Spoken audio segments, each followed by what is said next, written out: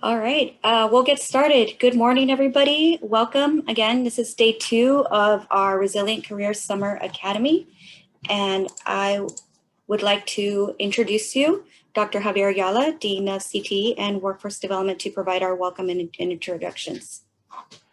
Hi, good morning, everyone. Welcome to the second day of our awesome Summer Academy focus on resilient careers. So this is our third year doing a Summer Academy. This year's focus is on resilient careers. And hopefully this will be our last one virtual. Last couple of years, we've had our first one on campus where you had a chance to tour campus, get familiar with programs, and we went virtual last year, and we're doing it virtual again, but hopefully the next year will be on campus. So again, this is our annual Summer Academy. Every year we focus on different types of programs. This year we're focused on resiliency, more specifically how it relates to careers, career pathways, job opportunities. So we're looking at resilient careers. That's really the focus of today's conversation, is to figure out what they are, what Grossmont College has in terms of resilient careers, and what are some skill sets that you can apply so you can get into a resilient career path. So a little bit about today's agenda. Actually, before I actually go directly into the agenda, I do want to share a little bit about Grossmont College. So Grossmont College is part of a 2-college district. Our sister college is Cuyamaca College. And Grossmont College has about 20,000 students and about 150 majors and a whole bunch of career paths that are part of resilient career tracks. So we're very excited to be part of that. So in terms of the agenda today we'll be talking about resilient careers. That'll be done by Erika Arangure. She'll be talking about what that looks like in terms of our website, what's available. And then we're also going to shift gears directly to having some nuts and bolts presentations from Veronica Middlebrooks, Pavel Consuegra, and Vanessa Barron to really talk about how to up your game, so to speak, when it comes to getting those resilient careers. And after that, we'll have a broader overview and some specific detailed dives about resilient careers from Mr. Karl Cameron. He'll walk you through the report in more detail, show you some nuts and bolts, especially around the skill sets related to the careers that are resilient. And then we're going to have a fantastic panel at 11:15. We're going to have a couple employers that have taken time out of the day to connect with you and really share what they're looking for in terms of hirees and potential employees, and also share their own stories about how they got into their career professions. And finally, after that, we will provide some opportunity for our outreach department to really answer any questions on how to participate at Grossmont College and actually join a resilient career path either this summer or actually in the fall. So with that, I'd like to really give you a quick little introduction and have you take it away for 10, 15 minutes. So Dr. Johnny Lake is an international consultant, trainer, and speaker, certifying programs respecting leadership, diversity, community building, cross-cultural communication, and interaction skills, equity, and ethics for youth and adults. He consults with government, professional, and educational agencies and organizations. Dr. Lake has served as associate professor of education and counseling. He's been an administrator in K-12. He's also worked in higher ed. Dr. Lake holds a bachelor's degree in history from Willamette University. He holds a master's degree in educational leadership and administration from the University of Oregon, and a PhD from the University of Oregon. He's a former chairman of the State of Oregon Commission on Black Affairs. So with that, I'll turn it over to you to Dr. Lake. Thank you.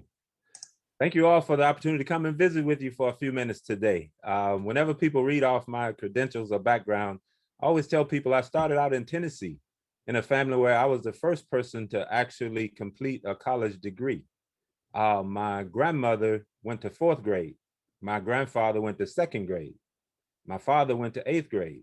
I spent 4 years in those broken segregated schools in the South. But what I wanted you to think about today was the trajectory of your education, because you have opportunities that didn't exist for people like me or people like my ancestors, or likely people like your ancestors. If you got your grandparents, I want you to go ask them, Grandma, Grandpa, how much education did you have to get a decent job when you were growing up? Typically, it was a high school education. If you got a high school education, they thought you could actually do a job. If you got your parents, ask them, mother, father, how much education did you have to have in order to get a decent job? And it moved up. It was like a 2-year degree or 4-year degree. Your generation, the bar keeps getting raised every generation. So for your generation, this education is not an option. For you to be successful in the job market and in this society, you need education. And a community college offers you an amazing opportunity, a reasonable cost, closer relationships with your professors and teachers and colleagues, and an opportunity to move on into higher education with less debt and less responsibility for the cost of school because it's gone through the roof. So many students I know end up with so much debt. Dr. Lake, I can't pay my rent and pay my student loan at the same time. And so I want you to think about what it means for you to get this education, especially at a location that's close enough to be at home. Here's a story from Hood River, Oregon. I'm a presenter and everybody calls me the college man. They say if your child talks to Dr. Lake, he ends up in college. But a grandmother who only spoke Spanish said to me through the translator, I don't want my children to go away to college. And I'm like, wait a minute, why not, grandmother? And she said, because when they go away to college, they never come back home. And that stays in my heart even to this day. Because if you need to stay home, if you need to support your parents, if you need to help support your family, don't compromise your education at the same time. You can work and go to school. I did it for the whole time I was in school. I worked full-time job and did school full-time and made straight A's. So never make an excuse for yourself.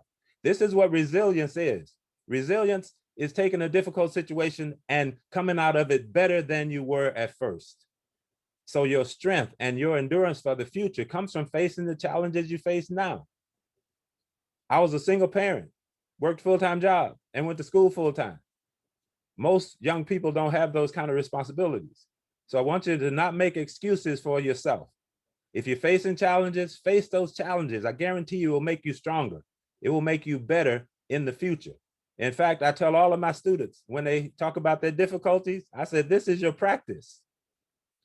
Take those difficulties as the opportunity to practice the development of resiliency, the skills that you need to stand up and to take care of your responsibilities and to be successful. George Washington Carver said, education is the key that opens the golden door to freedom. And it has never changed. Education is still that key that opens your golden door to freedom. And don't think you got to go to a 4-year school and get a 4-year degree and think that that means something if it's not leading you to the career that you want. Because I know so many students who got a 4-year degree and they got a lot of debt, basically, and they got a degree that's not taking them where they want to go. So really explore, get with the counselors, talk to the counselors, talk to other professors, maybe go mentor with someone or go job shadow to see if that's really what you want to do. And then invest your time in it. Because if you find something that you love, you will never work a day in your life. You will be ready to get up out of the bed every day. One CEO just asked me, what gets you up out of bed every morning? And so you want to find that thing. And it may be something in the 2-year degree program there.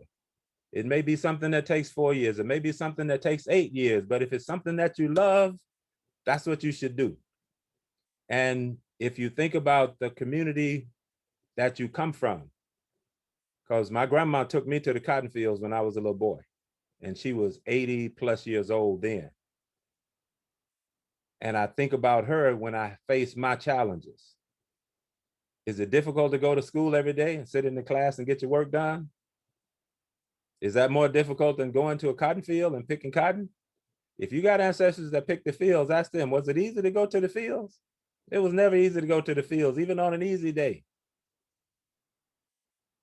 It's not easy to go to school, but your opportunities are much broader and wider than any of your ancestors have ever had. And use the people who show up here. I should be a resource for you. If you need anything from me, don't hesitate to reach out. Javier, reach out to the people who are here to help you. Because sometimes we don't know what your challenge is or what your barriers are. And so don't ever hesitate to ask for the help that you might need. And then be kind to yourself. Recognize that you have to take care of yourself in order to be successful as well. These conversations always touch me because my grandmother told me, if you ever need anything for school, baby, she says, come and see your grandma. So I go see my grandma. She was an old woman, wore these long dresses. Used to wear men's pants underneath because that's where she kept all her tools and money and everything was in those pants pockets. And she would pull that dress up and go in the pants pocket and come out with a handkerchief. And I can still see her old fingers getting that handkerchief loose and coming out with dollars. And she put them in my hand. Sometimes she'd have to go in a different pocket and get a different handkerchief and come out, and I can see her fingers untying that, and it'd be quarters all stacked up in that handkerchief. And she'd put them in my hand. And when I went to school, I didn't just represent myself. I represented my grandma. So I was the best student in the classroom academically, got a lot of bad grades in conduct, but I was a great academic student because of the people who invested in me and believed in me and told me that I was smart. You're a good boy. You're going to be a smart man one day. So when I got my PhD, I was crying, and my kid says, Daddy, why are you crying? I said, I'm thinking about my grandma, because if she showed up at this school, would nobody think she was someone who inspired somebody to get a PhD?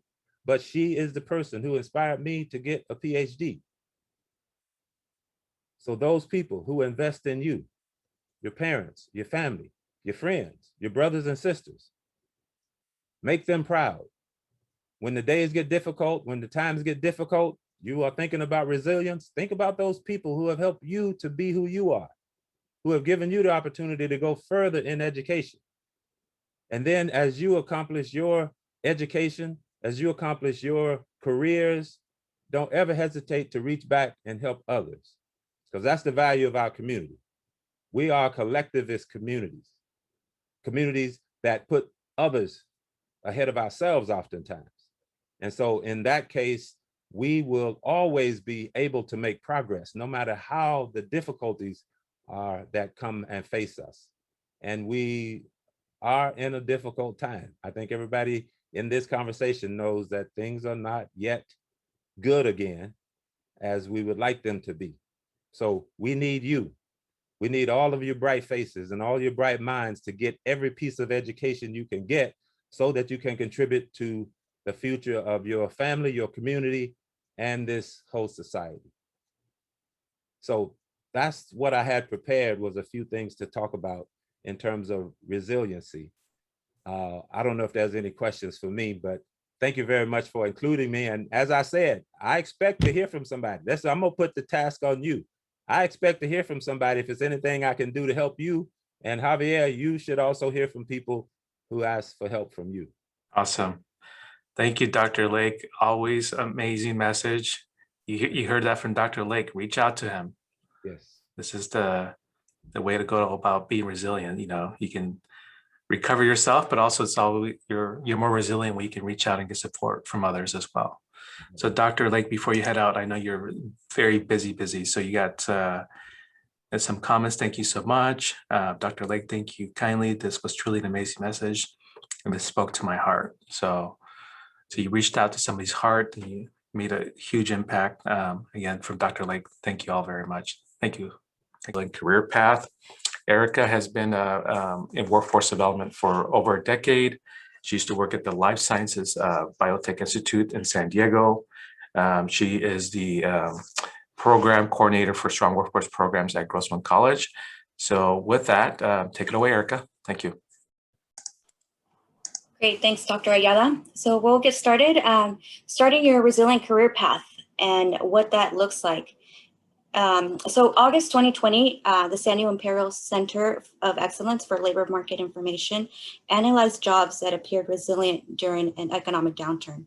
So these occupations that experience employment growth or sustained employment levels during the Great Recession, which was in 2007 to 2009, are considered recession resilient jobs. So these recession resilient jobs were then compared with online job postings between March and June of 2020 to determine which occupations were also pandemic resilient jobs. So what are these resilient careers? What are these resilient jobs? These resilient careers are jobs that are in high demand, pay a living wage in San Diego County, and have been identified as recession pandemic proof. So graduates increase their opportunities by finding sustainable employment during an economic downturn or other unforeseen event. So at Grossmont College, we developed this resilient jobs resource page for the community and the region to research and look over educational and occupational opportunities that are resilient, pandemic, recession proof careers.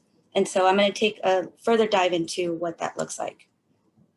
So first, what are the pandemic and recession proof jobs? The pandemic proof jobs are identified as the pandemic resilient proof jobs during the COVID-19 crisis of 2020 in San Diego and Imperial counties.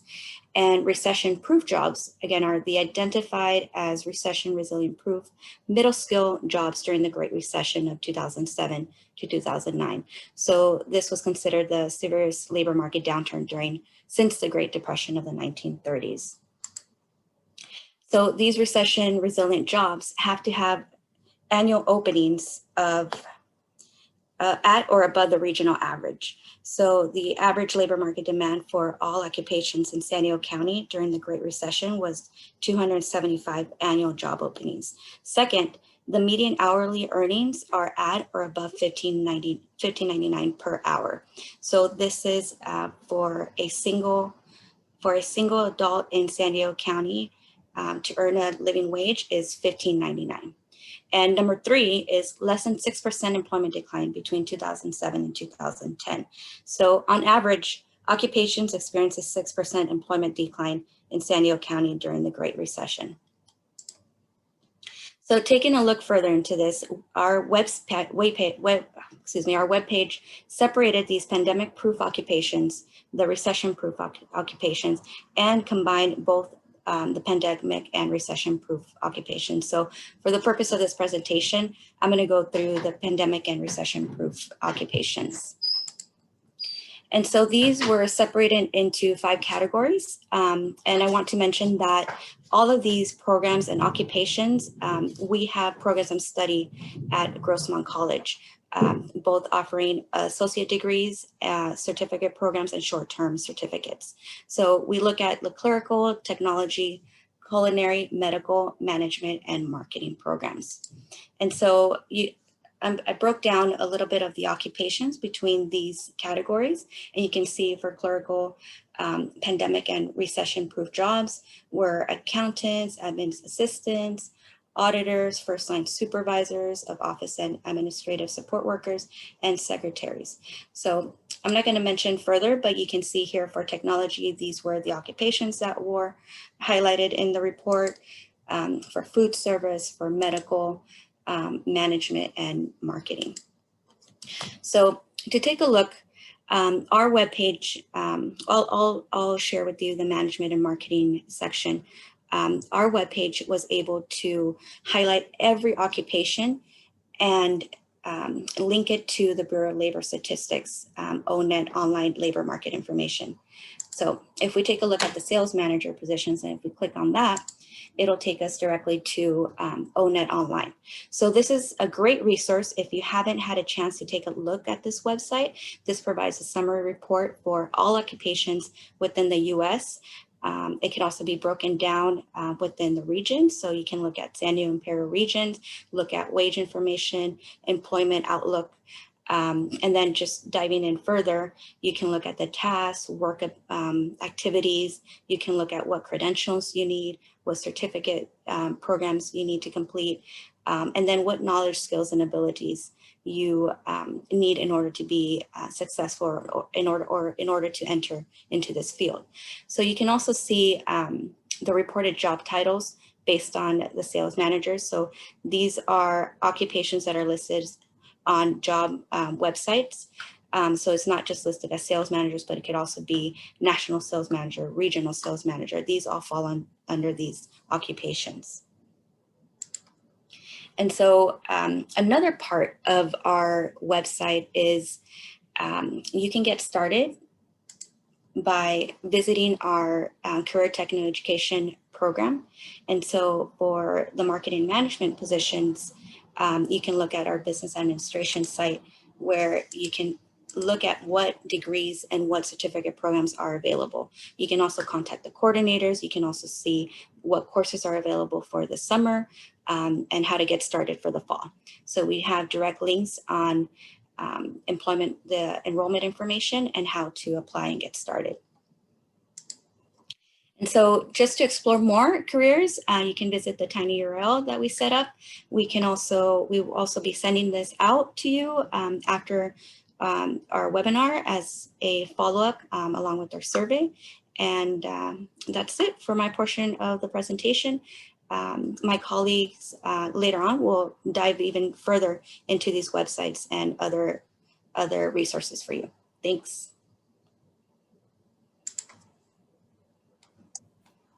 Great. Thank you, Erika. So as you heard, all this information will be emailed to you, and also we'll make this recording available to you via YouTube. We'll upload it later today so you can check it out and continue to check out the items that you're interested in knowing more about or refreshing. So next up is our work-based learning coordinator, Veronica Middlebrooks, and she will be talking about creating an elevator pitch. Take it away.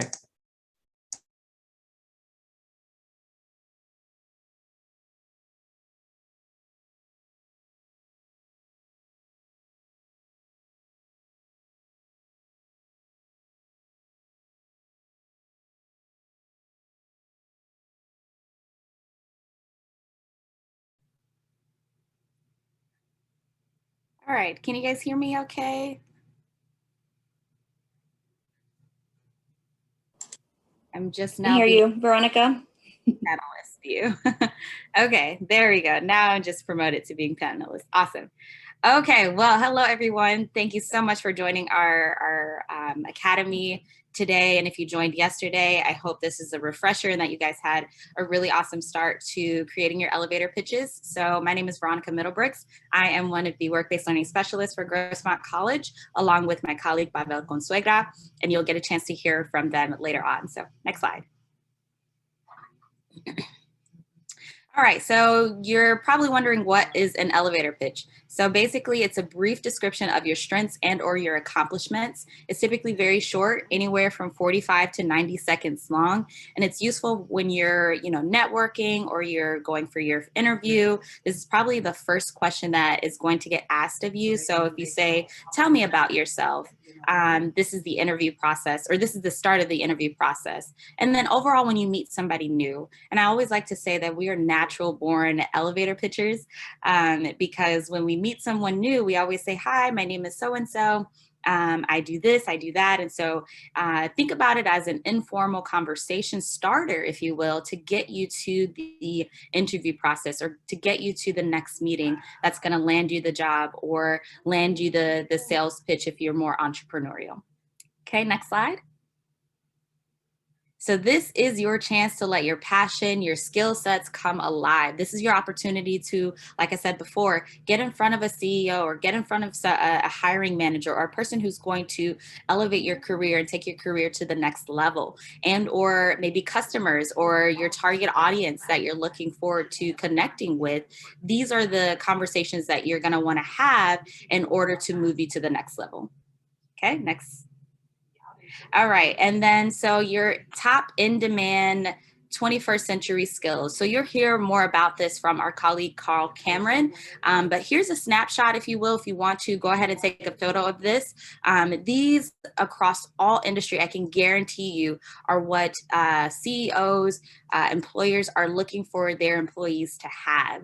So that's adaptability, analysis, solution mindset, collaboration, communication, digital fluency, empathy, entrepreneurial mindset, resilience, self-awareness, and social diversity awareness. And so these skills right here, we do offer at Grossmont through our lovely Career Center. Myself and a few of my other colleagues present workshops that will help you build these skills. So if you need some resources, please look out on our website to be able to attend some of these in the fall. Okay, next slide. And then, so an effective elevator pitch is going to let the CEO or whoever it is that you're communicating with, it's going to let them know who you are, what you do. So you want to make sure that you grasp their attention and that you're able to sell, your services if you're entrepreneurial, or you're able to sell your skill set. So what skills are you bringing to this table? So, and what skill sets are you proud of that's going to help that organization go from point A to point B. So you're always going to want to make sure that you're pitching something that's going to elevate the company, organization, and your client. So you also want to highlight what some of your goals are. So maybe you've researched the company before, and I always say make sure you research the company, research your target audience, know what they want, know what they're looking forward to having, and or see if you can be a problem solver. So helping them see maybe some gaps within their organization, and how can you help fill those gaps? And then lastly, how are you different? How are you unique? And then find out, why this company or these clients are going to want to hire you or want to work with you. So you always want to make sure that you can stand out, have your skill sets be at the forefront, and have your uniqueness stand out the most. I can't even express that enough, because always be authentic to who you are and stick within your integrity. And I can guarantee that once you do that, it's going to portray really well to your recipient. Next slide. All right, so here is a quick example. I highly suggest that you all take a photo or a screenshot of this if you possibly can. This is Leora's example. So this is a good framework to get you started. If you haven't heard of an elevator pitch before, this is a good one to start. So Leora's example says, "Hi, I'm Leora, and I love learning about technology. I'd like to start a career as a mobile application developer, so I spend my free time learning about mobile programming languages on the internet. I'm proud to be the first person in my family to graduate from college. It means I've worked extra hard to learn new things on my own when my parents weren't able to help. I'd love to use my ability to learn new things quickly as a part of your team at Blend Labs San Diego." So in this example, we see what her career aspirations are. We know she wants to be a mobile application developer. We know how she spends her free time. That lets us know, if I was a worker over at Blend Labs, I would say, I want a person who is really able to take their free time and learn new things that's, going to help our company or help our organization move forward. So this is a really good takeaway. So if you go back to the 10 skills, she's using her adaptability skills, digital fluency skills in order to learn new things and bring that to the company. And she's also proud to be the first person in her family to graduate. That means she's had resilience. So we're all here for the resilient careers, right? So she's able to show that she's withstand. She has a lot of determination, and she's able to move forward. And, as if I was, again, like a worker at Blend Lab San Diego, I would say, I want to hire Leora because she's had to persevere and had to be resilient to go through things that, maybe she didn't get a lot of help or assistance with. And those are the types of people that I would want on my team, because they're awesome problem solvers. They like to bring in, creative new ideas, innovative new ideas, probably good at collaborating as well. So this is a good framework model, if you will, that's going to help you get started. So if you can, just, jot down some notes from her example. And then it's really awesome for you to write it all out just like this. We'll see some examples in a bit of how you can do bullet points, but writing it out like this is going to help you get a running start. Okay, next slide. All right, so this is the time for us to build your elevator pitch. So I want you all, if you have maybe a notepad or if you have a sheet of paper near you, I want you all to start just bullet point, listing out your skills, listing out your strengths, and then I want you to just kind of zoom out. So once you write all of those things down, I want you to zoom out and look at a broader perspective. And then I want you to say, what are my top 3 skills that I have, or my top strengths that are going to appeal to a company, a client, or an organization? So again, if you're more entrepreneurial, think about your audience. Who is it that you want to serve? and what is it that you think they are looking for? And then how can you match and or combine what they're looking for and what you offer together and make it that sweet spot, is what I like to call it. And so for a company or an organization, this is where the research is going to come in. Once you do your research and you know some of the keywords and skills and strengths that they're looking for their employees to have, bring that back and say, what are my list of skills that I have, and how can I, match up the two of what they're looking for? And I always say their website is the best resource that you can go to. You can also find an inside person at the company or organization and be able to, converse with them and say, hey, how can I pull out some of these strengths, or what is it that you guys are looking for? How can I step in, or what is it that you would like your ideal candidate to have? And I'm sure that they would more than likely love to converse back with you and be able to kind of give you some more insights. But I always say, go to their website, do as much research as you can, jot down notes as much as you can. And then once you identify the problem and how you can solve it, relay that in your resume, which you'll see in the next slide, and you'll be able to write down some things that are going to help you understand how to convey your skill sets to the company or organization. And then lastly, you're going to write that 60-second pitch. I always say 60 seconds is a good cushion room because it's still very short, it's still sweet, and it still covers your best assets and what you bring to the table. So having it around 60 seconds, it could be 45 to 90, but 60 seconds is a good sweet spot. And again, if you're more entrepreneurial, 90 seconds might be best because you might have a little bit more to cover about your own business or company or organization that you're bringing to the table. Okay, next slide. All right, so once you've gotten all that written down, you kind of looked at Leora's example, you've wrote it out in bullet point, you've listed your skill sets, then you went ahead and wrote it out in paragraph format. The next thing you're gonna wanna do is memorize it. Have it so memorized and ingrained in your brain that it's just like tying your shoe. So the more you practice it, the better it will flow, the more natural it will feel. Again, you want to make sure that this is like a conversation that you're having. And we're all natural pitchers. So, whenever you meet someone new, you're always going to introduce yourself. Hi, my name is Veronica and I work at Grossmont College, right? So you're naturally doing this. And so once you have it memorized, use it, practice it. Have the key points memorized and ready to share at networking events. If you're on the bus or if you're in the mall or wherever it may be, practice it as much as possible. Get a bunch of your loved ones together if you can, practice with them, utilize them as feedback, see how they receive what it is that you're sharing, and then, get some feedback. And if there's some things that you might need to improve on, go back to the drawing table, go back to the start of it and figure out, okay, how can I say this differently, or how can I craft this differently so that way it comes across effectively.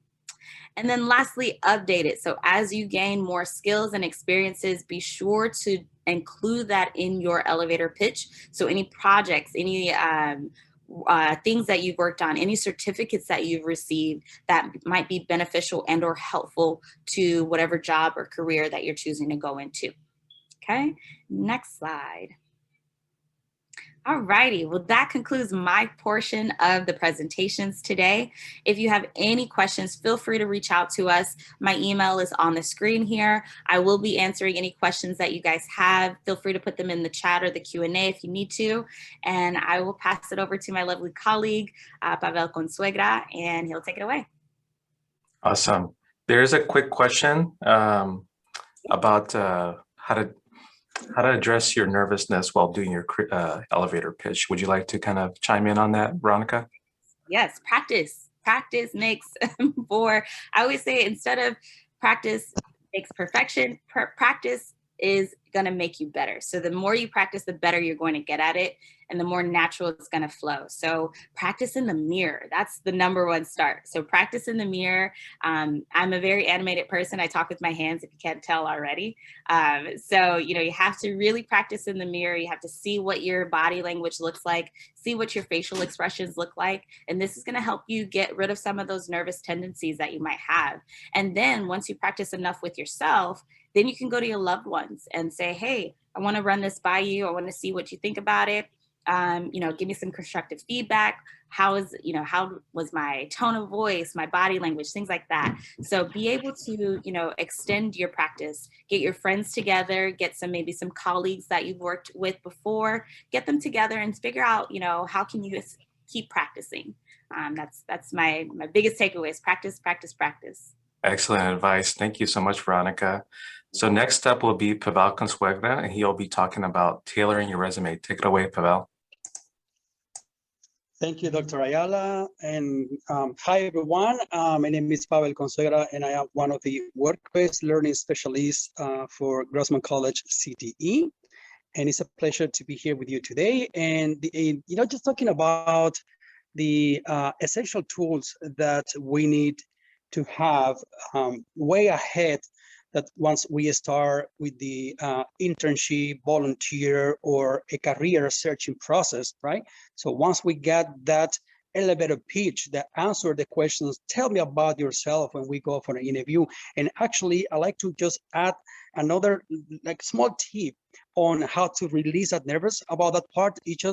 There is a very cool exercise that help you decrease the that nervous and get your testosterone hormones, which are the one that would control you, that stress balance up. So before an interview, once you are or if you are practicing that elevator pitch, you can do adopt a high power pose. It could be something like whatever you think is high power pose, like with the Victor, with your arms, anything that means for you high power, that will help you decrease, release that cortisol levels, right?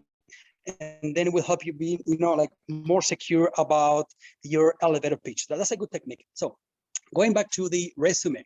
The resume, it's what we consider, in the next slide, please, what we consider the ideal tool, briefly, self-marketing sales tool that will help you to get a foot in the door for an interview. That's the main reason, colleagues, that we need the resume for. Again, it's a short version of our entire history of employment, experiences, education, connections. So we need to summarize that. It could be 1, 2, 3 years, up to, who knows, 40, 50, depends, because we also have at Grossmont College students from diverse age groups. So again, we need to be able to summarize the education, background, and experience in max 2 papers. Normally it's a 1-page document, and this is very hard to do.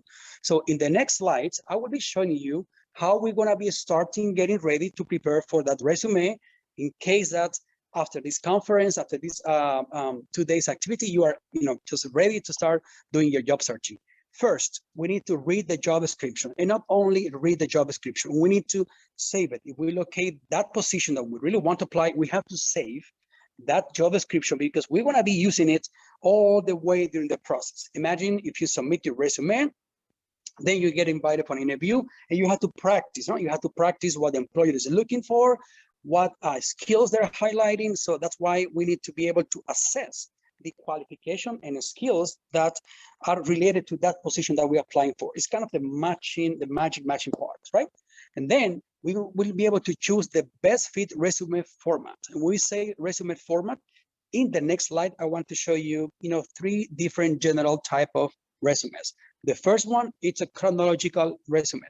Well, the word chronological means that we're putting all this information in a chronological order, starting with the most recent one.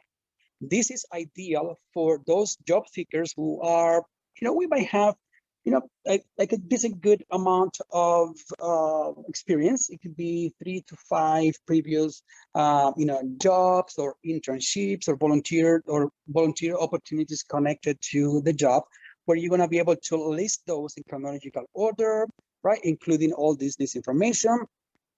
And of course, there's another one, it's called the functional resume. The functional resume is for those who might not have that, intense, or also could have a dispersed different industries for so many years, right? Let's see if you have worked in customer services, in retail, in the service industry, and then you are doing a whole shift. You're changing careers, and then you want to focus your information for the employers. in your skills and education at this moment, earned by, by participating in those previous activities. So you will have that kind of a functional one where employers will, just absorb a little bit about yourself professionally, and they will see that, list of jobs without too much description. And also we have the combination. The combination resumes or hybrid resumes, it's a combination with both chronological and functional. And something we like to highlight in this part is that we are seeing like a new tendency from so many hiring companies to utilize electronic resumes. And electronic resumes are, anything. You can have a chronological, a functional, or a combination, but will be only in digital format. It could be from your LinkedIn account, in Indeed, or your own website. So employers want to see like a more, we'll say, proof of those skills. And that's how, that's when we have the role of those electronic portfolios or a solid LinkedIn account that will be, complementing your resume. And of course, also the cover letter. That's something that we have to remember, right?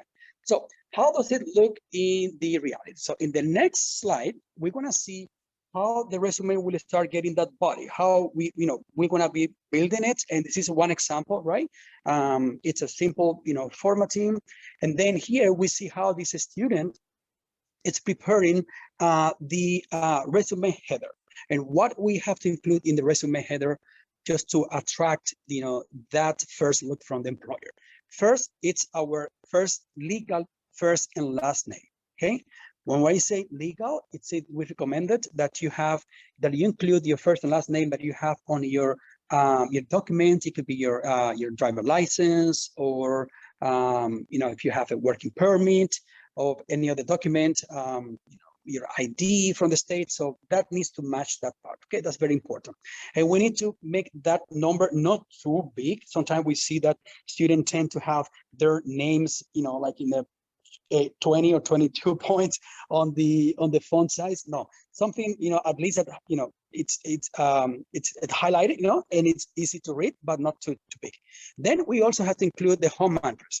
And yesterday we have a very good conversation about the home address. Hey, what to put the home address? Where with the home address, if you are sure about a specific company that you want to apply, and when you are completing the application process, they ask you for your full address. It's part of the application, right? So we have to enter it. You can have in here in your resume your full address. Okay, that's fine.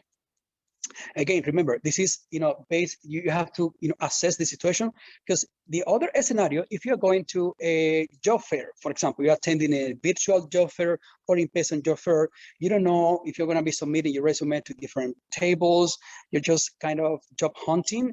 Well, in this case, we recommend you only to include the city, the state, and the zip code is something that, it's depending if you are applying for a job that could be far. We don't want to be discriminated for that. For example, I live in El Cajon.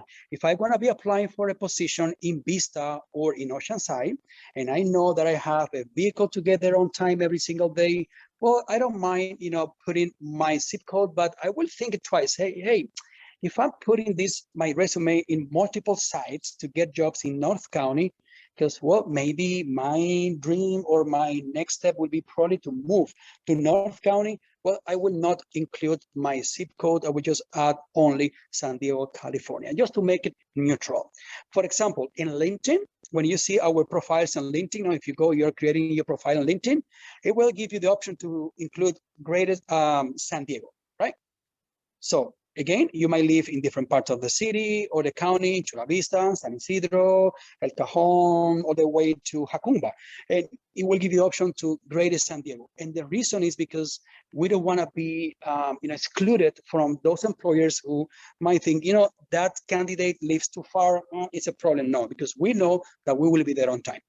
Next, we want to include a working phone number. And why I'm taking this slow is because it's critical, it's super important that we have all these basic bio information, updated. Working phone number that later on we're going to talk about what we need to include in that part. And, when we say working phone number, it means that, we are checking those voicemails every single day. We have a good professional voicemail as well in case that we are not able to answer right away. Remember, we are in the job searching mode, so we have to behave as such. Email address. professional email address that includes your first, last name.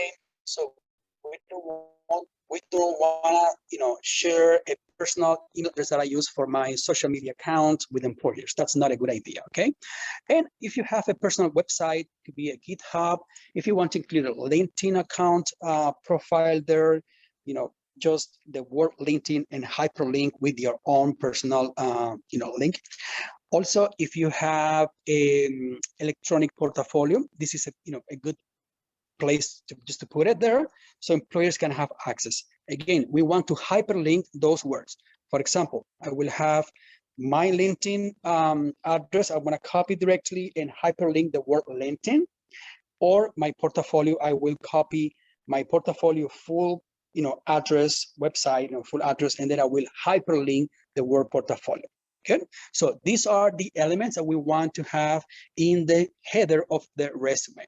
Next, we want to talk about the objective statement profile. That short and sweet part, what you just discussed with Professor Veronica, that we want to include in here, which is basically the answer to tell me about yourself. We want to just tell the employers who we are professionally, remember, in max 2-3 sentences, not much. It is, again, it's called objectives. It could also be called profile, professional summary, and there are plenty of examples out there in the that you can Google and see.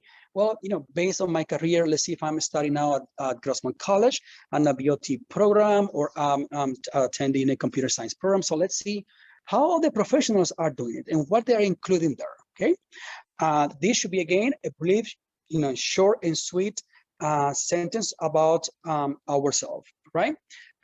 We do not write anything on the resume in first person. That I statement should not be there.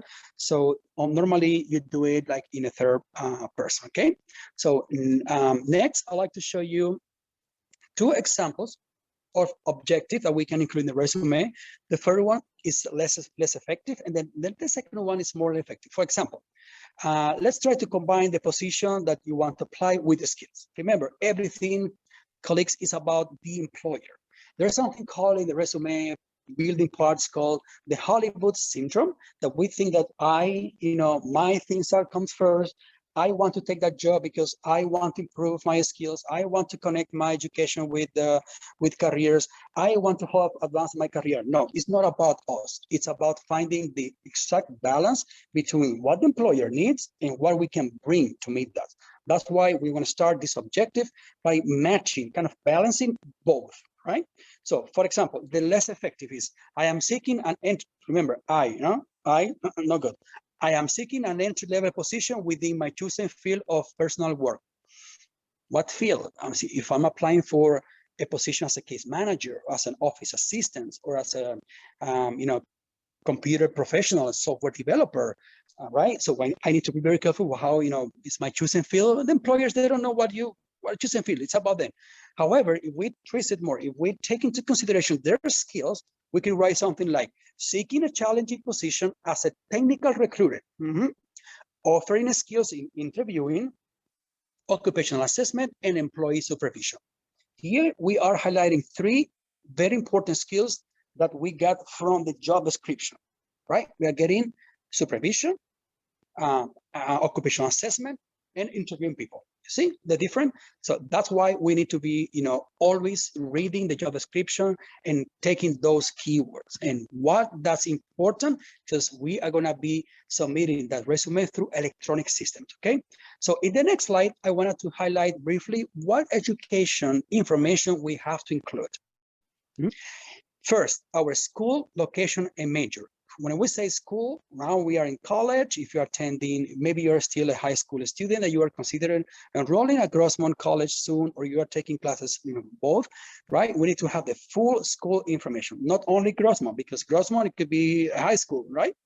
Grossmont College, location, and major. Major is super important here because we are trying to get a job in our career field. We want the employers to know that we are already taking the first steps to become more marketable, more professional in that industry.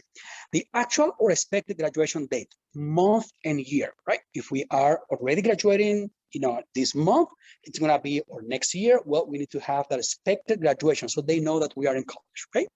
Emphasize related coursework or classes, right? Or relevant coursework or project. And why that's important?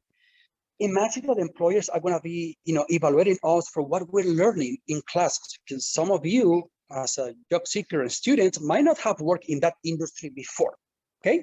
However, we do have the skills. For example, if I'm enrolled in a computer science program, this is my third semester at Grossmont College. I already know how to, code.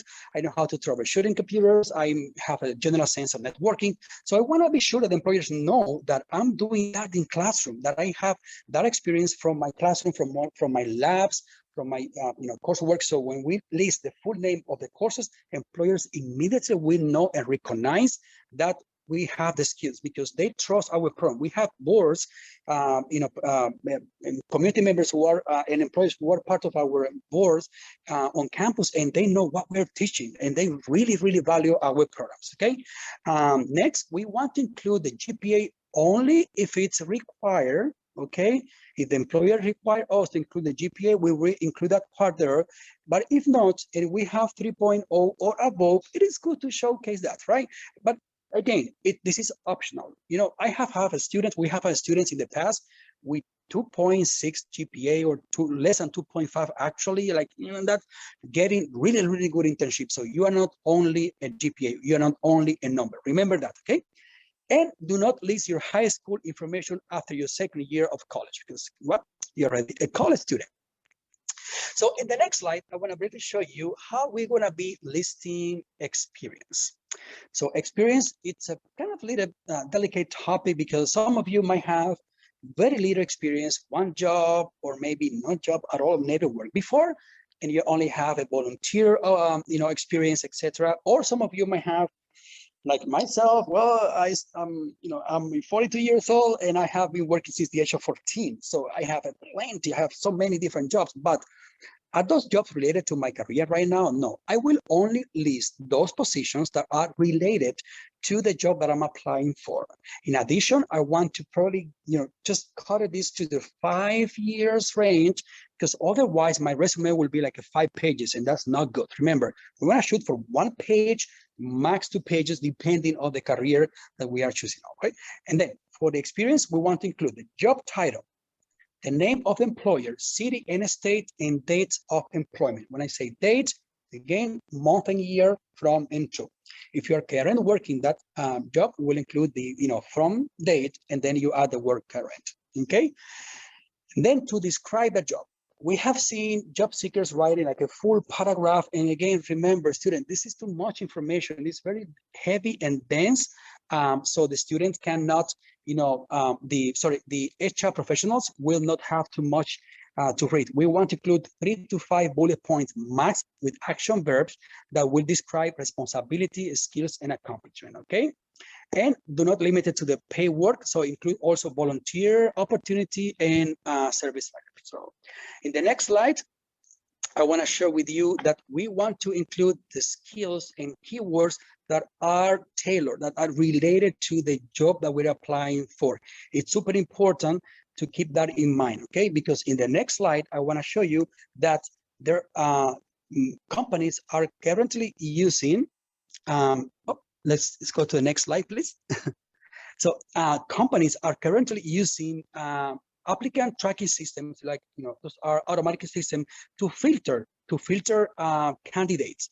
We want to be able to that those systems capture our skills based on what they need. So we have that matching magic part, and then we are invited to the job interview, which is actually what we want to do, right? And then in the next slide, I want to show you some optional headings that you want to include in here, okay? Related coursework, projects, relevant things that are relevant to the objective, leadership and awards, community services, study abroad opportunities, clubs and associations that you are part on campus, and if you have been part of any honors class as well, right? In the next slide, I want to show you that the things that we do not want to include, it's the age or date of birth, addresses of former employers, I statement. Remember, we don't write in the first person the resume, We don't want also to include specific dates. And then the reference upon request no longer needed on resumes. If we need to provide reference, we want to be doing that in a separated document, but we always have to contact those individuals before we do that, okay? And then remember with the next slide that formatting is the key. So when we are formatting our resume, we have to look for those little details, make it clear and clean, free of spelling errors. I want to keep it in 1 page max if it's possible. Well, max to 2 pages is okay, but let's shoot for one page and having all these elements listed on this slide. And remember, we want to be sharing this PowerPoint with you via email. And finally, I want to just let you know that we have to keep all this process very professionally. We need to keep in mind that the voicemail will be that tool needed in case an employer calls me and I'm not able to answer. Let's keep our email professional, proofread your documents 2 or 3 times, whatever it's needed.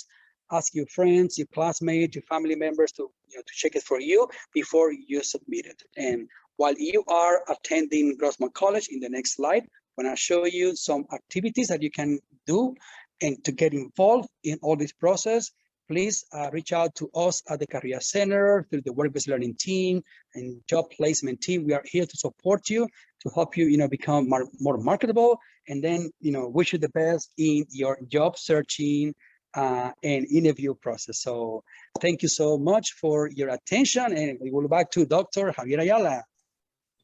Awesome job. Thank you, Pavel. And just a quick little follow-up question before we introduce our next speaker. Any key items you would like to share about the use of social media? I know you talked a little bit about it, but just any concerns for the students or folks in attendance about social media? Yeah, thank you, Dr. Ayala. That's a very key point, because social media is playing. Employers are looking at that all the time, and remember, they will get to us through our social media if we provide that information. If we are using professional social media like Twitter, LinkedIn, if you're using Instagram, for professional purpose, well, let's keep it that. And remember, digital technology is one of the 21st century skills. And by the way, we offer a super cool dive-in workshop through the Career Center. So in fall, you will have the chance to join us to talk more about how you can develop a strong LinkedIn profile and use social media on your benefits when you are job searching. But remember, that digital dirt will never disappear. So we want to be very careful on how we use it and how we could network and take it advantage to network with employers and follow with those companies that we really want to work for them. Okay, that's a good tip. Great, thank you so much, Pavel. Next up is Vanessa Barron. Are you there? Awesome, good to see you, Vanessa. I am here. Just let you know, Vanessa, you already have a question that was posted earlier. As you go through your presentation, and probably toward the end, if you can kind of talk about the difference when it comes to interviewing over Zoom versus face-to-face. And by the way, attendees, Vanessa will be talking about preparing for your interview. So the question that was asked is very fitting for you to respond to during your presentation or afterwards. So take it away. Thank you, Dean Ayala. Pavel did a really great job on grabbing all those skills. Can you guys hear me? I don't see myself on screen, so want to make sure that you guys could hear me. Erika, you're there? We can see you and hear you. Thanks. Oh, great. Okay. I just couldn't see myself, so I wasn't sure if I was on. So thank you for joining us. Like Pavel said, my colleague Pavel, it's very important that you have those resumes in, and not only perfection, but that you really sell yourself into your resume in paper, and that you're confident into going into the interview. Next slide.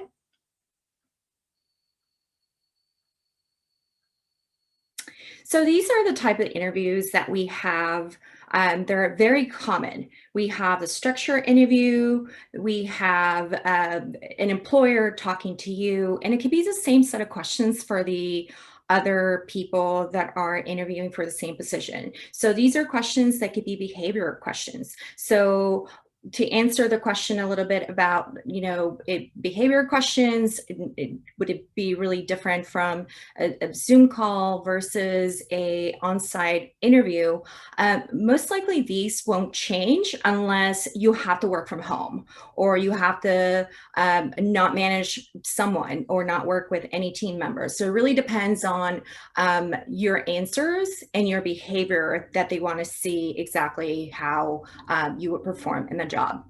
The other questions that you might see is situational questions.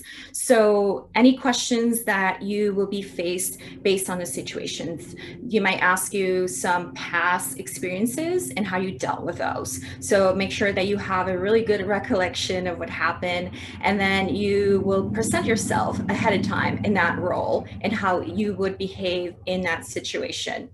Also, they want to see your skills. They want to see your hard skills and your soft skills and what you have to present into the role. The next one is a panel interview, and most likely it would be 2 or more panelists, and it would be just on the other side would be yourself. This could be actually the team members of either the hiring manager, an HR person, someone that from the team that you might be working with.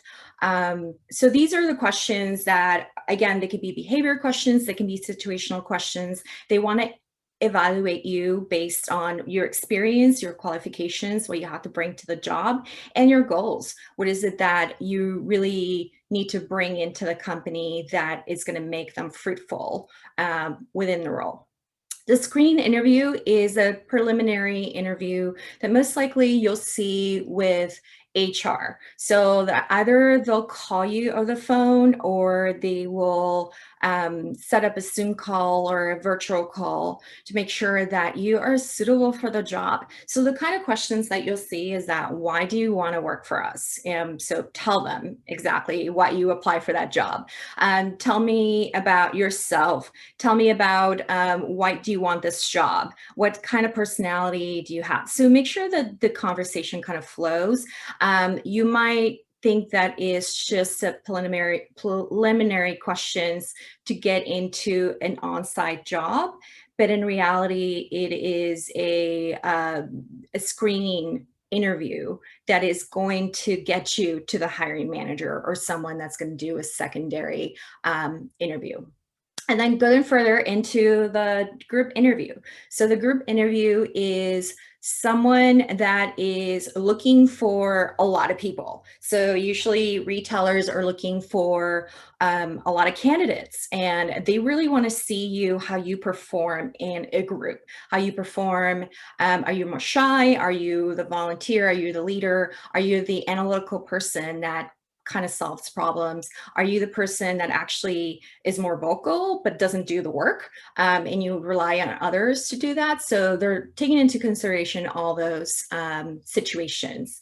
And then the second interview, this is a really good sign. This is actually solidify that you are the right candidate. You might be the only one that gets called, or you might be within the group of people that are the final round of interviews. So this is really to get to know you further in detail. If there were any questions that were left in the air, what is your experience? What is your knowledge about the business? What is it that you need to know further from them in order to understand your role? So these are very typical when they're making a final decision and they don't know if it's one candidate versus the other. Next slide. So now that we gather all the interview formats, now we're going to go into preparation, what to do at the day and at the interview, and then after the interview. Next slide. So the first step of the interview is make sure that you research the company. You research who they are, who they are as like a mission, as a company. Do they have different locations? Does the location really fit within your zip code? Do you have to do commuting time, traveling time? All that stuff is really necessary. They might ask you what you know about the company. So it's really important that you know ahead of time who you're applying to. And then also update your resume. Pavel went through a thorough explanation of why it's important to update your resume and to have a really concrete selling point when you present your resume. And hopefully when you go into the interview, you already have your updated resume in hand. And then plan your outfit. This is really important to make sure that you're not scattering through your closet. And if you do have breakfast and you have a coffee stain or something happens or something ripped, that you do have a secondary outfit to put that day on. And then map out the location. Right now during the virtual world, we might see something in Google Maps that hasn't been updated. For example, there's a lot of construction going on right now, and so the sites might be a little different. The parking spot that you saw might not be available. So if it does take you 5 minutes to get to the building or 15 minutes to walk, you do want to make sure that you planned out, especially if you're taking public transportation. You may want to make sure that the bus or any transportation goes through in time. So plan ahead of time. Next slide. And then this is a little bit about what Pavel had mentioned about updating your resume and finding those keywords that really amplify what your interview is going into, your answers are going into. You can always adapt. You can always find those keywords that are very important for you to explain. So you might think, I did an ABC job, but then how do you really explain in reality in those words what they will like to hear? So we put together a good set of websites that you can go in. So Live Careers is a great search, online job search that you can look at, but also the resumes. There's different resumes and different examples that you can take from and then adapt it into your own resume. Monster.com, Indeed.com, you can search from thousands of job descriptions and really adapt your interview questions, your resume into what those descriptions are. collegecentral.com/Grossmont is our online job board. So this is free for students and alumni. It's a free account. You create a portfolio. If you are very visual, if, for example, you're in the media, you're in communications, you want to make sure that they know exactly who you are. So it's an online portfolio that you can always embed into your resume, like Pavel said. Also, it has thousands of national and local jobs that you can search from, and it has the capability to do a chronological resume versus a functional resume or both. There's also examples that you can go by and get to see, depending on your career skills in your section, what to adapt into your resume. Next slide. So now that we went through step one, step two, the interview, make sure that you, again, are on time, you're very independent, you're courteous, and you're positive. It's very important that you maintain a good, positive mentality, especially if you're late or something happens, you know, just shake it off and go into the interview with an open mindset. Next slide. So these are the common mistakes that people make. So they criticize about their employers. So if you did have a really bad experience, make sure that you don't volunteer that. You don't want to tell them that you had a really bad experience and your employer is this way, because that kind of sets the wrong signal to the employer that you're maybe always criticizing or you're always complaining. So make sure that you keep it to yourself and you go with a positive mind. And then don't volunteer your weaknesses. If they do ask about your weaknesses and your skills, make sure that you turn those weaknesses into something of strength. So don't volunteer anything like, for example, well, some of my weaknesses are being tardy all the time, but I'm trying to. So if they don't ask, don't tell, please. So Also, don't discuss any controversial topics. For example, anything on the news, anything that is related to maybe controversial like vaccines or COVID or anything like that. Most likely some person in the panel, if you do get a panel or group interview, or even the common structure interview, they won't agree with you. And so they're thinking, oh, this is what I have to deal with this person all the time. So most likely, they won't agree with you, and they probably, chances are that they won't call you back for a second interview.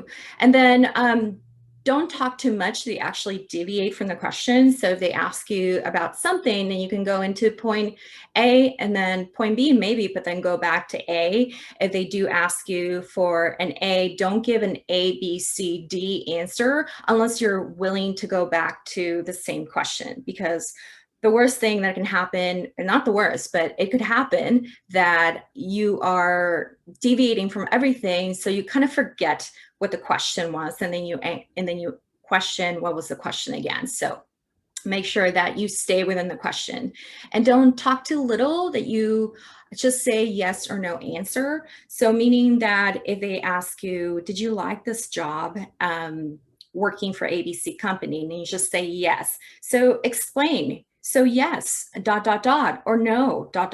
This is what I like or did not like about this job. However, maintain that mind being positive and turn it over into something that was good within that job. Next slide.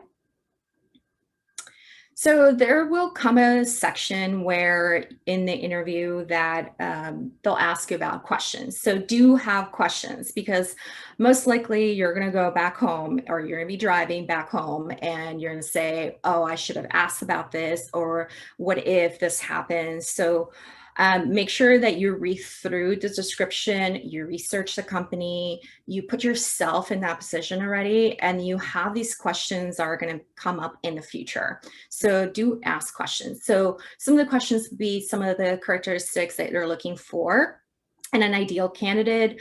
Does the company provide any funding for your continuing education, either a full funding or a percentage of the funding? So you want to make sure that that is already clear.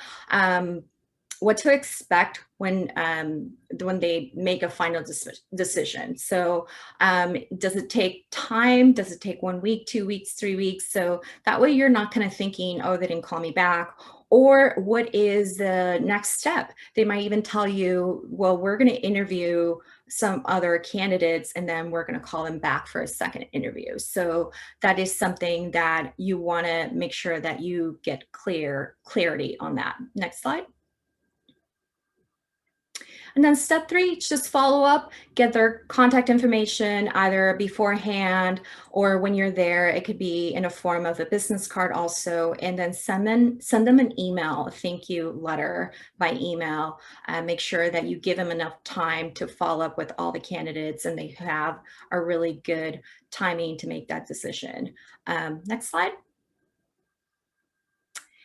And then we have more tips. Myself and my colleague Erika Olmos, who couldn't be here, we do consultations one-on-one. So anything that you are thinking about, it's either, like my colleague said, either creating a resume, an elevator pitch, or even a mock interview, we're here to help. So our contact information is on the screen, so you can make an appointment.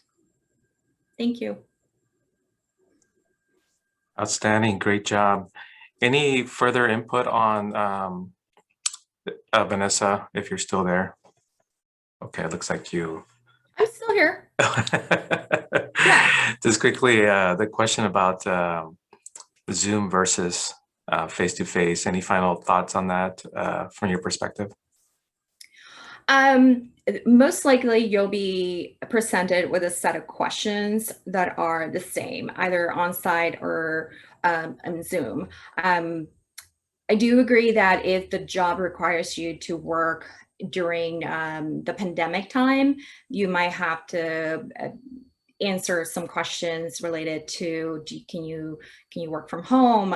Are you dependent? Are you dependent with, are you very independent with a computer and a setup and things like that. They might deviate a little bit. It really depends on what the job description is and what role you're going into. So for example, if you are going into a culinary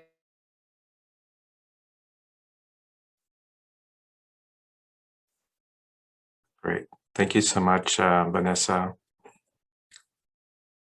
And we have another question here from a potential student.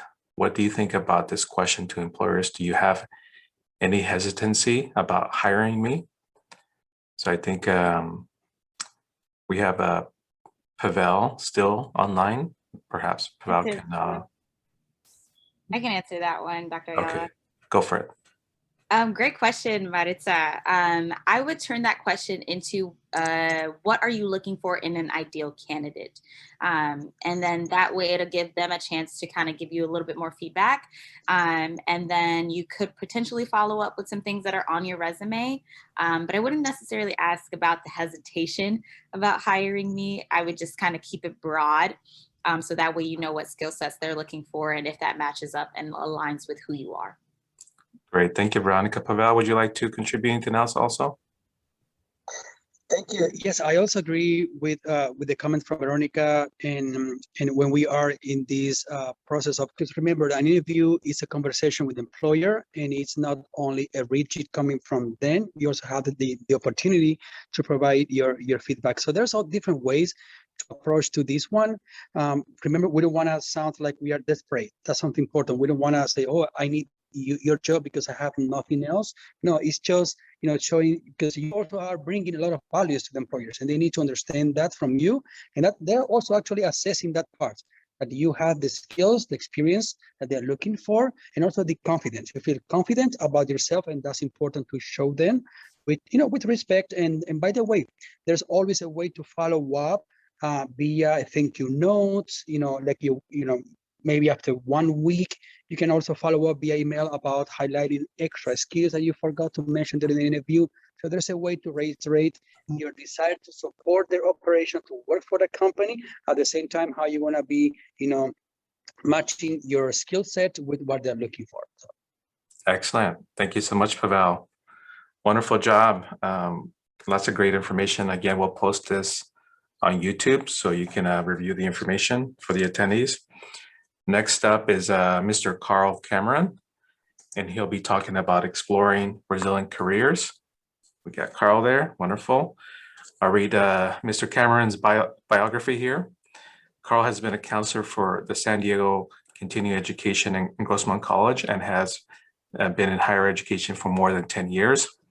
He earned his Bachelor's of Science in Economics from San Diego State University and has an MA from Point Loma Nazarene University and an MBA from Walden University with emphasis in technology and innovation. He's a former San Diego Education Consortium president. His focus has been and continues to be helping students navigate through career and academic pathways. So again, Mr. Cameron, we're talking about exploring resilient careers, and happy to have you here, so take it away. Thank you, Dean Ayala, and thank you for all the other presenters who've given such insightful information that's useful, and I hope I can contribute with that. Again, thank you everyone for giving me attention. As previously mentioned, I'm one of the career counselors at Grossmont, so I'm not the only one. Understand that we're a team here at Grossmont College. First thing I'm actually going to show you as I share my screen is our resource page at Grossmont College. If you're interested in learning more about what kind of services are provided by the Career Center. So you could see here on the screen, you should be able to see it correct. Can you just get a heads up that I'm seeing, you guys are seeing what I'm seeing? Yes. Okay, perfect. I always ask just in case, because it's happened too many times where I talk about something and no one's seeing it. Okay, so this is how to get in touch with the Career Center. Go to student support, and it's literally at the 12 o'clock. Click on the first clickable page, and you'll be able to basically, get an overview of the services provided by the Career Center, including how to connect with a person such as myself if you're interested in career counseling. But great resources here. I'm not going to go over every single link here, but I encourage you to take a look at the resource page in addition to with a particular emphasis on the newsletter that we maintain, so that you can see the latest on there. Okay, so with that, let's go into exploring resilient careers. My intent is to give you a practical workflow, that you can call it a process as well. If you're interested in incorporating tools, namely the resilient resource job page that has been introduced to you already. What I'm going to do is I'm going to anchor the 3 specific resources. Okay, so the resources I'm going to anchor are the Resilient Jobs Report. There's another report called the 21st Century Employability Skills Report that I'm going to show you how to actually reach as well. It's a different page, and so I'll make sure to share it on the chat a little bit later on. And last but not least, we're going to talk about something called Career Coach and what they are, what it is, and how it can help you in regards to exploring resilient careers. But what we're going to do first is we're going to go back into memory lane to discuss, because I know Miss Arangure, discussed the definition of recession resilient jobs, as well as the main resource page. We're going to go back to that because I want to make sure I provide you more context before I start talking about how to use the resource for career exploration. It just makes sense. From what you remember of the report, it's a combination of 2 periods in time: the Great Recession between 2007 to 2009, and the period during the pandemic. From this report, it's March to June 2020. So for the first data set, basically what this report is trying to establish is what jobs in what sectors did not go down below or at 6% during the time frame of 2007 to the end of 2009. Meaning, if there was a sector or job that gained 1% relative to everyone else, that means you would make the report. Even if there was a reduction of 4%, you would still make the report, meaning according to this report, according to this definition, you're recession resilient. And there are a few other metrics that were considered as well when it comes to a particular sector or job making the cut. But in a nutshell, that's what it is. And there's an emphasis on middle skill jobs. Although if you look at the report, you can actually look at more than just middle skill jobs. For those of you that are maybe looking forward beyond something of a middle skill job, because Grossmont College can offer that for you as well. But the definition of middle skill jobs are that more than a high school diploma and also less than a 4-year degree. So if you meet the criteria of those 2 markers, then it's defined as a middle skill job. So let's go ahead and go to that report. And so how you'd go to that report is simply go to this URL, which will be shared to you earlier. You'll probably have it already now. You don't have to remember this now because it'll be shared with you later on.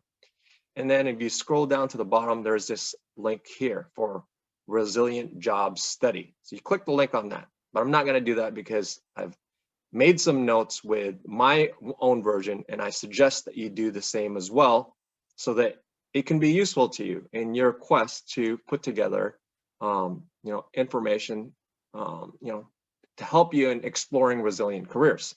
Let's go ahead and scroll through this report briefly. You can see here lots of useful information. There's the executive summary. I definitely suggest that everyone read the executive summary. And right below the executive summary, you'll find kind of a nice little section on findings. So the findings were that of the recession resilient jobs that were studied, 64 of those have been identified as recession resilient jobs in the study.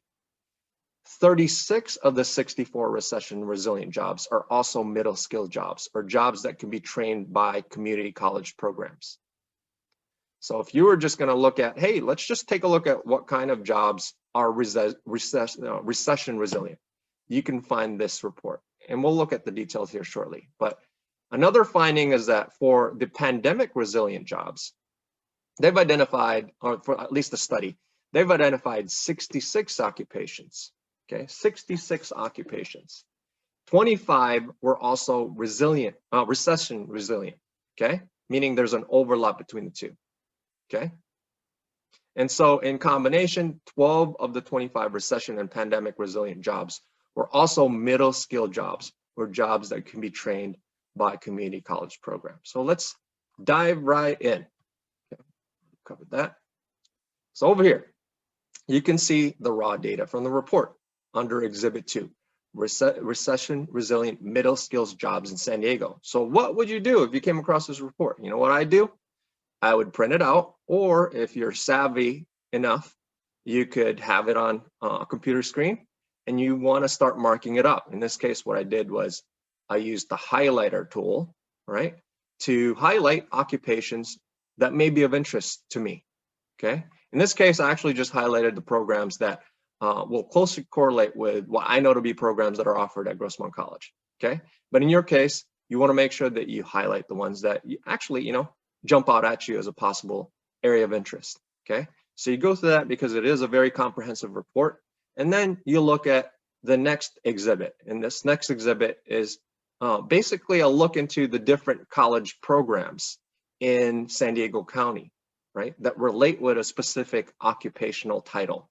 So it's as simple as, if you're considering anything here under this occupational title, you know, area, then take a look to the right here and you'll see different schools that might offer it under, maybe under the names here, right under related top codes. Basically, this is what the colleges call those programs. They may, you know, target or address a specific occupational title, okay? So over here, I've highlighted the occupations that Grossmont, okay, under this report has, you know, is considered a community college that has a program that supports the occupational title. So you go through the list, as you can see here, secretaries and administrative assistants, except legal, medical, and executive, Grossmont College has one.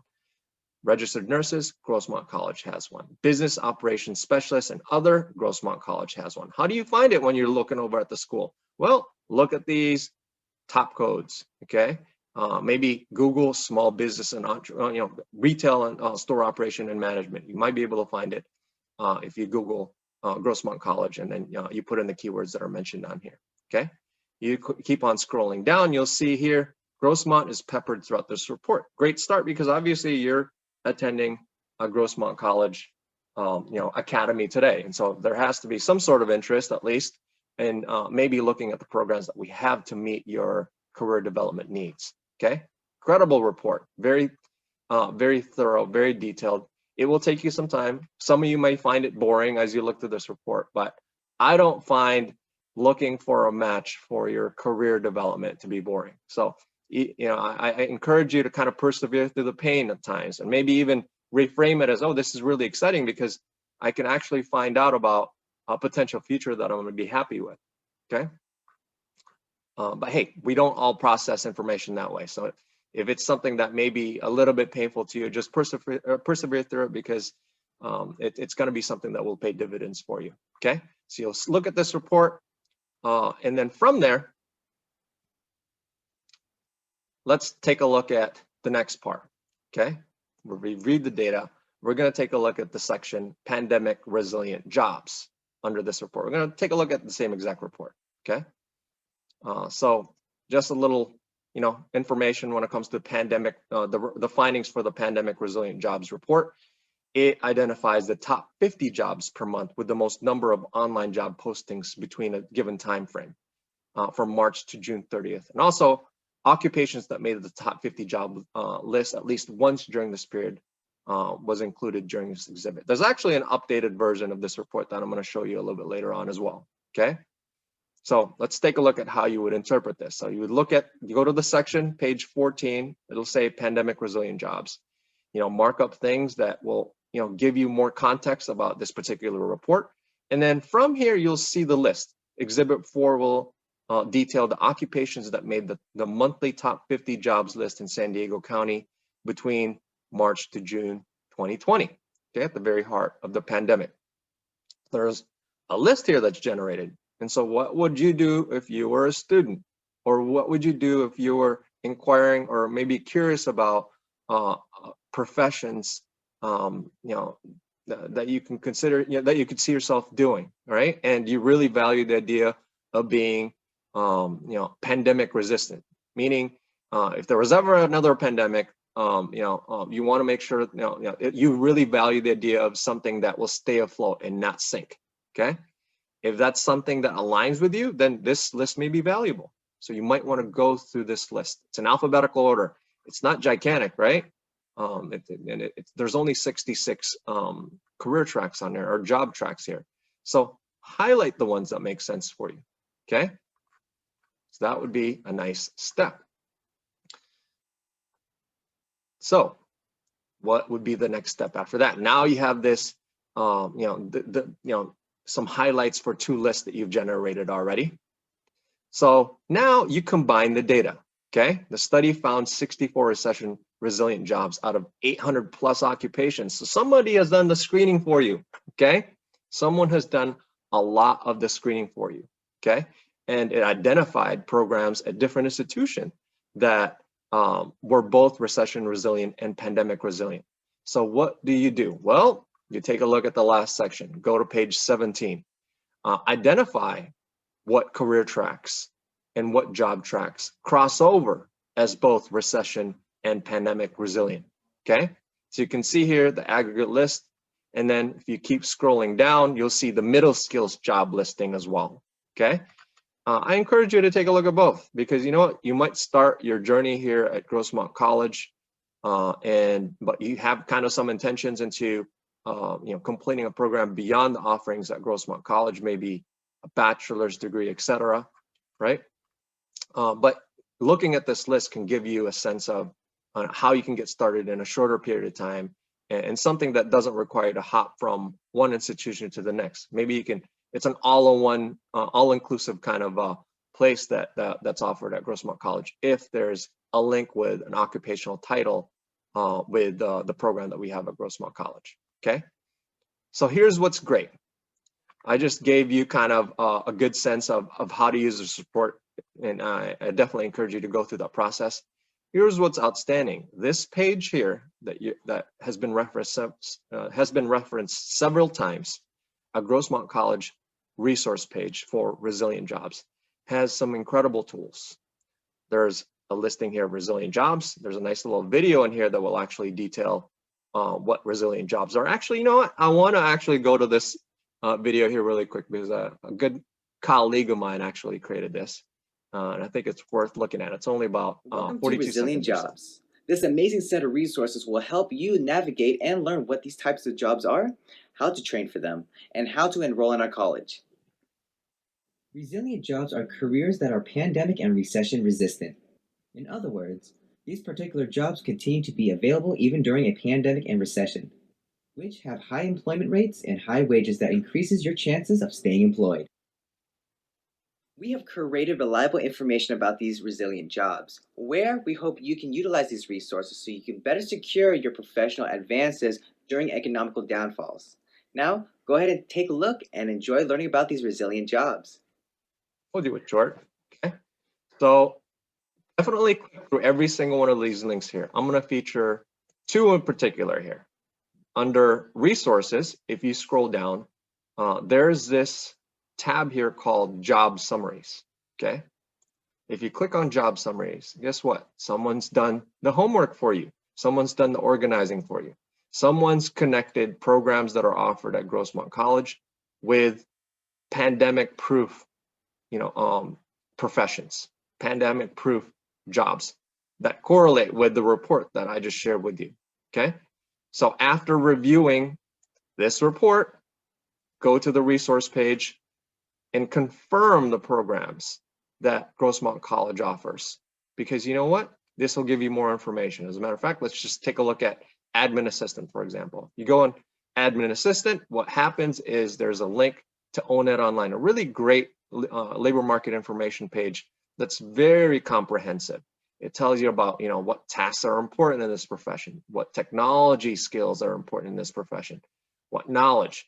little quick tip. I like actually going to the easy read if you don't have that much time, because it's very comprehensive and there's a nice little video that you can watch to learn more. Actually, this is a link to a resource.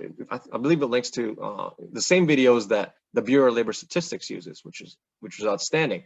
But this is kind of like a one-pager that gets you kind of a summary on education, typical education for this field, what the job outlook is, other related tracks and resources, what technologies are useful, personality, etc. I mean, really comprehensive, okay? And that's just from that one page under the resource page, okay? Great tool, right? All right, so I told you I was going to talk about 3 tools. So the next tool I want to highlight is something called Career Coach. How do you get to that page from the Resilient Jobs resource page that we have? Well, here's what you do. At the very top, the first clickable page is this one right here. It says, go to career education. Okay, go to career education. You click here, you scroll down, and there's a little section here that says Career Coach website today. Okay, so by the time you get to this point, you've already looked at the report. You've identified programs that may be a good fit for you based on how it's described in that report. You know, you peruse through the Resilient Jobs resource page already. You took a look at that video.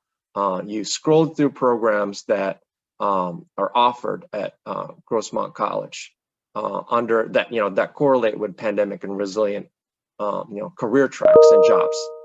Now you go into Career Coach. What is Career Coach? Okay, first of all, let me show you what Career Coach looks like. Based on what you see on this website, on the landing page, if you've never seen this before, can someone put on the chat what they think Career Coach is? Okay, just a little guess. What do you think Career Coach is? What does it do to you?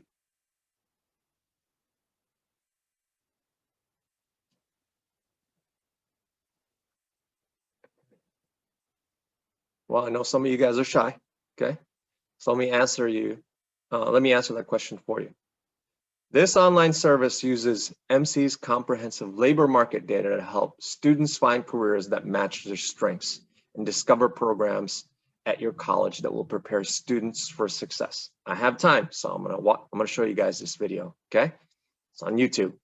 Sometimes you have to watch a little commercial, but there you go. Steps up to now you guys all know I like boxing. Welcome to Career Coach, IMSI's guided career exploration tool. It provides a career vision for students by connecting them to educational programs and linking those programs to careers in your area. Here's how. Career Coach brings together data including wages, job openings, daily tasks, and more, all in one place. It also includes an assessment to help students identify their strengths, discover careers that are a good fit for them, and find the right program at your school, creating a pathway to achieve their goals. Career Coach even allows your students to create a profile, build a resume, and browse live job postings so they can take the next step, using your programs to launch into a career they love. To learn more about how Career Coach can help your school be the link between students and great jobs. Okay, so that's what Career Coach is. Some of the features on there are not available under our the Career Coach page that we have access to, but most of them are. So this is how you can use Career Coach. Let's just use, executive assistant example. For example, if that's something that came up on the list, admin assistant. Okay, just put admin assistant. Okay, you would browse careers this way. You can type any other career path as well, or job path that you know of. Okay, then there's going to be a nice little profile, and then it's going to provide things like median salary, region, based on the map that you pick here too. So if you want to just identify San Diego and Imperial County, you can do that as well. Okay, it'll adjust. Okay, so median salary, annual job openings, where the programs are offered. Guess what? There you go, Grossmont, superstar here when it comes to available program listings, right? And if you go to the About tab here, you'll see daily tasks, the typical national education attainment level, skills employers are asking for. And there's mention of hard skills and soft skills in here. And we're going to go back to these things, actually. We're going to, reference hard skills and soft skills, but particularly soft skills. Let me read the definition of soft skills here first, according to EMSI. Soft skills can be self-taught and usually do not necessitate a certain completed level of education. They're essential in many industries and occupations. So there is a soft skills listing here that you can look at and identify. There's even, more information when it comes to wage data, as you enter the profession versus, the top end of the profession. And if you want to take a look at monthly job postings, I mean, it'll come to that. Monthly job postings, what are the trends? You could see it for yourself in companies that are posting jobs in San Diego and Imperial County. And if you want to adjust it, let's just say you've thought, oh, I'm really interested in moving to the East Bay. You can adjust the report as well to do that. You can browse different programs here. Just a really comprehensive tool that I think will benefit you or anyone that's looking to find resilient, career tracks. Okay. So that's what Career Coach is. So next, 21st century employability skills was highlighted earlier by Ms. Middlebrooks. I want to touch on a report that I think will be useful to you, for reference. I'm going to point you to a resource page called the Centers of Excellence for Labor Market Research. What this organization does is they provide labor market information to institutions such as Grossmont College. As a matter of fact, our Resilient Jobs report here is provided by the Centers of Excellence. So it's a great resource. So please bookmark this, coeccc.net. And then there are lots of different ways that you can use this, and you can really get lost if, with great information if you dive into this resource page. But I want you to go to search, okay, and just type 21st, because it's going to identify 21st century employability skills reports from different areas, okay? And so we're going to focus on, if I were you, if you're here in San Diego, we're going to look at the 21st century employability skills, soft skills study, okay? So if you go here, you found the right place if you see a report that looks like this, okay? And from here, you can identify, and let's talk a little bit more about what the 21st century employability skills are. It's called soft skills. It's called baseline skills. They're called essential skills, emotional intelligence, foundational skills, non-cognitive skills. There's so many different names. This is just the latest name, and it does make sense. And that's what the Centers of Excellence actually refers to when they talk about soft skills, baseline skills, essential skills, etc. So what they've found is that there are 6 categories that are incredibly important across the board: effective oral and written communication skills, agility and adaptability, accessing and analyzing information, collaboration across networks, initiative and entrepreneurialism, critical thinking, and problem solving. And there's some subsectors here, because you're like, what does it mean when someone says effective oral and written communication skills? Well, if you're bilingual, that could make you a more effective oral or written communicator, right? Or if you've taken several classes in English and you got an A, right? You can effectively draw on a conclusion that you have proof that you have effective oral and written communication skills, or you took a comm class or something like that. And then you can take a look at the raw data here of what 21st century skills are identified as incredibly important. Read through it, and typically it does change from time to time, but usually they just change in order, okay? So just take a look at the general list and say, hey, do I have these skills, or do I have it already? And how do I prove that I have these skills? Because it will set you apart if you are entering the workplace. It'll set you apart when you're already in the workplace. So just kind of an overview of that list, and you already know how to find that report. Another way that you could use this search page, let me see here, go back to this page right here. If you want to get a more I told you there was an updated resource when it comes to resilient jobs. Okay, resilient. Spelled it right? Okay, great. There was a recent update on, all right, here. Okay, 3/29/21, pandemic resilient jobs. So this is just an update on the pandemic resilient jobs section of the report that I've already shown you, okay?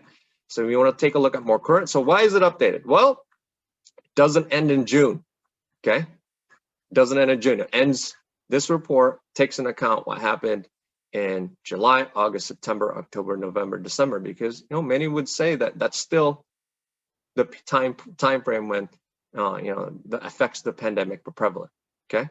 So you could see here another aggregate report that you can look through and then cross-reference with the reports that we have and the resources that I've shared with you. And with that, last page, I promise, I know I'm a little bit over, but one last thing that I want to share is the service what we provide as career counselors, okay? In essence, again, I've already shown you how to get in touch with me, the Career Center page, right? Career counseling is a process to help you understand yourself and the world of work in order to make career and educational decisions. So if you need help in any of the following that I'll mention, career and major exploration, career assessments, labor market analysis, career transitions, and other career-related services, and you feel like this person here, you're stuck, maybe, yes, lost as it pertains to your career development, then you could benefit in connecting with me. Thank you so much for allowing me to go over a little bit. I apologize. I went a minute over, but appreciate your time. You did excellent. Thank you so much, Karl, for such a thorough review of the report and making it really relevant to the attendees. And also, one popular question that often gets asked after a presentation is, send me the links. And for the attendees, just let you know, we are recording this, so we will have it posted on YouTube, so you can check it out. And also, we'll follow up with the PowerPoint so you can have access to those as well. So again, thank you so much, Karl, for the presentation. Appreciate you very much. All right. Next up, we'll have our panelists. We have two amazing panelists that are here ready to go, Apolo and Kim. If you are here, can you, okay, here are your images, but can you also turn your videos on? Okay, awesome. Apolo, nice to meet you. And Kim, wonderful. Great. So I'll read your bio and then we'll jump into some questions. So I'll start off with Apolo. Apolo Rios has been an educator for the last 20 years and 17 of those years as a teacher at Mission Hills High School in San Marcos. Apolo has taught at the elementary school level, high school level, and university community college level, often serving as a support provider and department team leader. Currently, he's teaching senior seminar, CTE careers in education, and Mexican American studies, as well as serving as the testing coordinator and staff development presenter. Apolo believes that all students learn in multiple ways, and he strives to do his best in helping students grow and achieve success. Again, welcome, Apolo. Thank you. The next introduction I'd like to give is for Kim Harrison. Harrison Kim has been working in the utility industry for 5 years, almost entirely at his current company, San Diego Gas and Electric. He has held many roles in engineering and project management, most recently concentrating in the distributed energy resources field. Originally from the Midwest, he had a dream of moving to California, which he accomplished after completing his undergraduate degree in electrical and computer engineering at the University of Illinois. Outside of work, Harrison is currently pursuing a master's degree in data science and engineering at the University of California, San Diego, and he enjoys a variety of activities, including travel, photography, music production, and learning new topics. So again, welcome Harrison and Apolo. Thank you. So, we'll first start off with the softball question. And I'll just kind of calling you to answer the question. So why don't you share a little bit more detail about your background, how you got started and how you arrived at your current position, and a little bit more detail. And let's turn that over to Apolo. Go ahead and take it away, Apolo. Well, thank you for allowing me to be here. I appreciate that. I kind of started a different interesting route. I was in ninth grade, high school, and I had a teacher that before they do these career assessments, did a career assessment for me in ninth grade. And after I did the career assessment, she came back, and this is back in 1988. And she came back and she said, I ever thought about becoming a teacher. And telling a ninth grader if I ever wanted to become a teacher, I was not very thrilled about that. I said, no, I do not want to become a teacher. I want to be making money, right? The myth about teachers don't make money. And years progressed, and when I got into community college level, I had always been involved either in participating sports or helping out the youth and coaching local youth in soccer. And it just kind of kept coming back to me. And I took some classes in business and was thinking about going into business. I have a few uncles that are into the business world, and I thought maybe that might lead me into that career path that I wanted to. But it just this calling kept coming back to me, and eventually I kind of went into the teaching field. I got myself involved a little bit more into working with students, mentoring kids, still coaching, and just felt that this passion for working with kids is something I've always wanted to do. And then it stemmed from there, going on and getting my teaching credential and eventually landing a job at a school. And ever since I haven't looked back, but it has been kind of a progressive growth. So I'm really here to kind of talk a little bit more about that, how to get into that field, but also the fact that there's this idea that teachers don't get paid very well. And if you think about the perks and the benefits and the amount of money we make, it is actually a pretty good paying job. Maybe just not entry level, but it is in the long term a good paying job. But that's kind of where my path is taking to me. So thank you. Excellent. Thank you so much. Harrison, can you take the same question? Sure. So how I got into electrical engineering, in high school, I was always pretty good at, math and physics. And one of my favorite teachers was my physics teacher. And I didn't really know what I wanted to study. And I asked him, what do you think I should do? And he said, well, I actually first started in college as an electrical engineering major, and it was too hard for me. So I ended up changing my major. So I kind of have always been the kind of person who likes to head into challenges. So I decided, hey, I'm going to do that. I'm going to go to college, study electrical engineering. And throughout college, I changed my concentration a few times. At first, I thought I went to signal processing because I was really interested in audio and like building synthesizers. But I saw that the job market in that area is a lot more limited than some of the other areas in electrical and computer engineering. So I ended up developing a passion for renewable energy and like battery storage technology. So that is kind of where I started steering my portfolio towards. And then I always had a dream of moving to California. So I pretty much went to my career fair and talked to all the recruiters who were from companies that were in California in the energy related industry.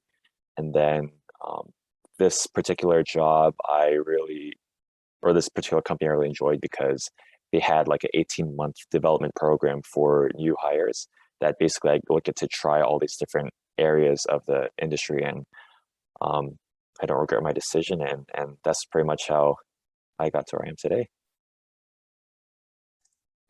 Excellent. What I picked up from both of your narratives is that you sort of kind of talked about it a little bit, but maybe this next question can allow you to expand on it a little bit further. Is a role that several key people played, mentors or different people coming and going and kind of encouraging you. Can you talk a little bit more about that in more detail and how that impacted your trajectory? Let's start off with Harrison, since you kind of triggered that question there. So go for it. Yeah. So my high school teacher definitely was one of them.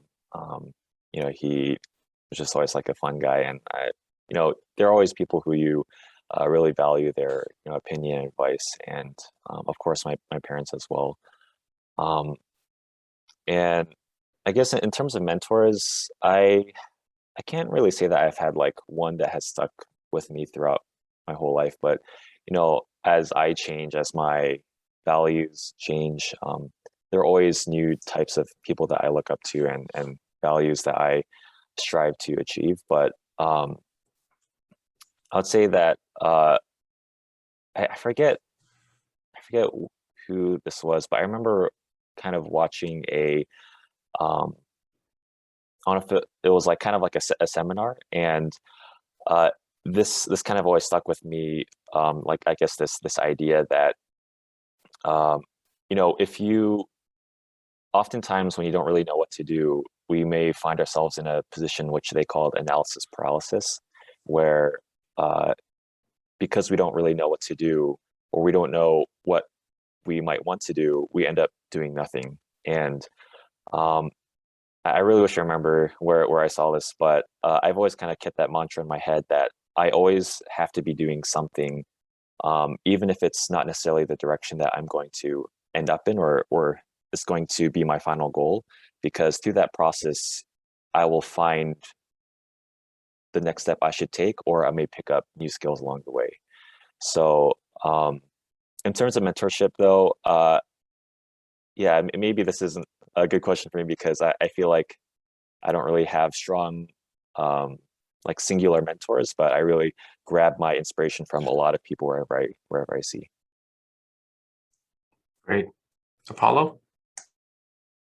Well, for me, like I said, it started with a ninth grade teacher kind of talking to me about it. And then it wasn't until I got to community college where I was kind of getting a little bit more emphasis into that field. And I had my academic advisor at the time letting me know that, it's very important for me to start going into this particular field, especially if I love working with youth and how to be a mentor. And he was an older gentleman, but he really kind of led me into the path of telling me, like, these are the things that we're looking for in teachers, where, there's a teacher shortage, which is the same thing that's going on now.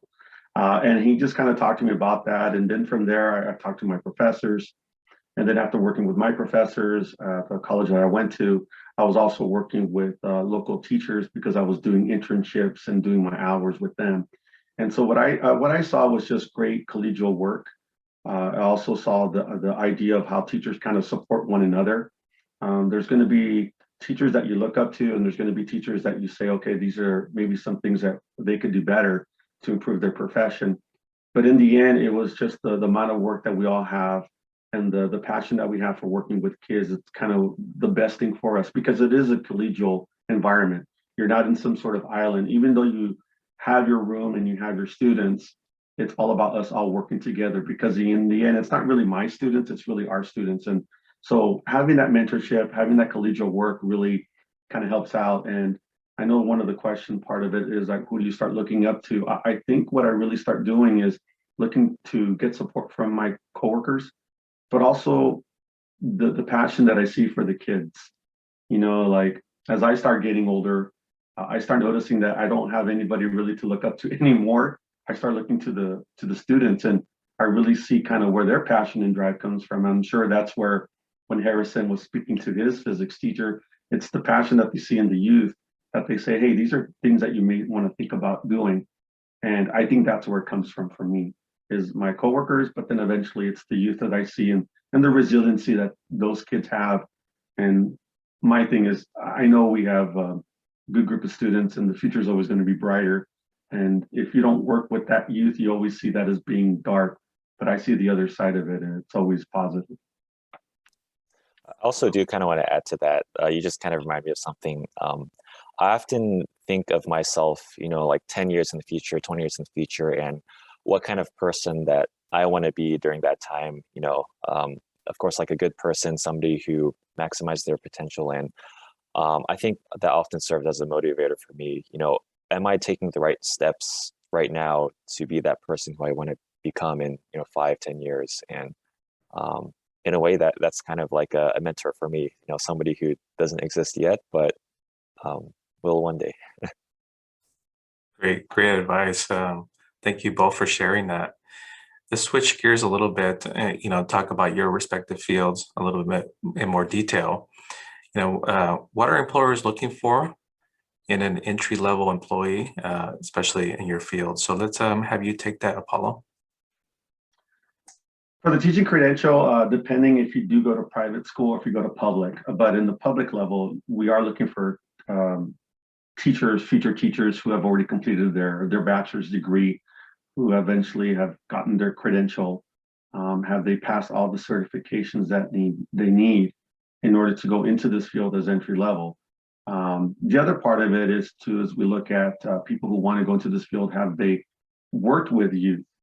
That's the important part of it, is have you kind of, in some aspect, either through coaching or tutoring or mentoring, have you already participated? Have you been working with kids prior to you going into a teaching field? And the reason why that's so important is you may have all your certifications, but if you haven't really worked with kids yet, how do I, as a future employer, really know that you're going to be able to work with kids?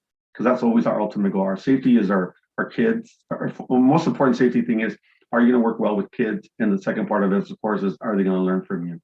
And I think as part of what we look for is the completion of all your requirements, but how well do you work with kids? What have you done to already be working with children, and then letting us know, like, what are the experiences that you have? Because when you're sitting at the table and we're doing our interview, we want to be able to see that you have this passion for working with kids. And if you haven't done anything to do that, that might be a red flag for us, saying that maybe you're not ready yet. Great, thank you. Harrison? Yeah, it's actually kind of similar to what Apollo was mentioning, and having that kind of real world experience. With the exception of a lot of engineering jobs in the high tech area, like in the Bay Area, where they might put you in high stress environments where you take, 5 different programming exams back to back. Most engineering jobs, what it entails is that, on your resume, you'll have, of course, your education, your past experience, but a lot of engineering jobs actually want you to put down the projects that you've worked on, and outside of school, to show that you don't just learn the material and get the good grade, but you know how to apply it onto projects. So on all of my interviews that I had, and once you have an interview, you pretty much meet all the qualifications. Like, you check the marks for, they're satisfied with their grade, they're satisfied with what you have on your resume. But when you get to that interview stage, really they're trying to see how well are you going to fit onto the team, and what is kind of like your thought process through a project. So they asked me, I'd say half of the questions were personality-based questions. Are you, honest, a humble employee? Will you be one of those? And also the other half was me talking through the process of all of my engineering projects that I worked on, to show, how I got to the completion of the project and applied what I learned in school. And that's really what you're going to do in the field. Great. I'm glad you responded to that also very directly, because we had a session today about interviews. So that was very, very fitting. So thank you so much. Can you talk a little bit more about the academic curriculum experiences, for example, courses, internships, those kinds of things in more detail, and how those kind of help you where you are? So let's have you take that, Harrison. Yeah, sure. I'll start with internships. So when I only had one internship, and internships are super important in engineering. You definitely have to have at least one, if not have done some research in your college experience. And I think I'm definitely not in the minority here, but I think I applied to probably like 50 or 60 different job openings for internships, and maybe got 4 interviews and 2 offers, which is pretty common, because at least in the engineering field, it's hard to internships are harder to get than entry-level positions, because they're really looking for people who will stay long term, not just for like a summer or a semester. But if you try and are not afraid of rejection, of course, I'm sure you will eventually find an internship. There's always people looking. as for courses, I took courses that were related to, of course, like the energy related field, but of course it depends on what your individual field would be. Some of the courses I took were things like battery storage or power systems analysis. And surprisingly, one course that I found really useful was programming. Although I never really found myself to be someone who enjoyed programming or scripting in college, because oftentimes it would end up me being in a lab for like 12 hours straight in a very musty environment. I actually found it to be very useful. A lot of people value that and think it's pretty cool that you can really help make processes a lot more efficient by programming and scripting. So if you can maybe learn like Python or something like that, that would be a very helpful course you could take. Great. Apolo?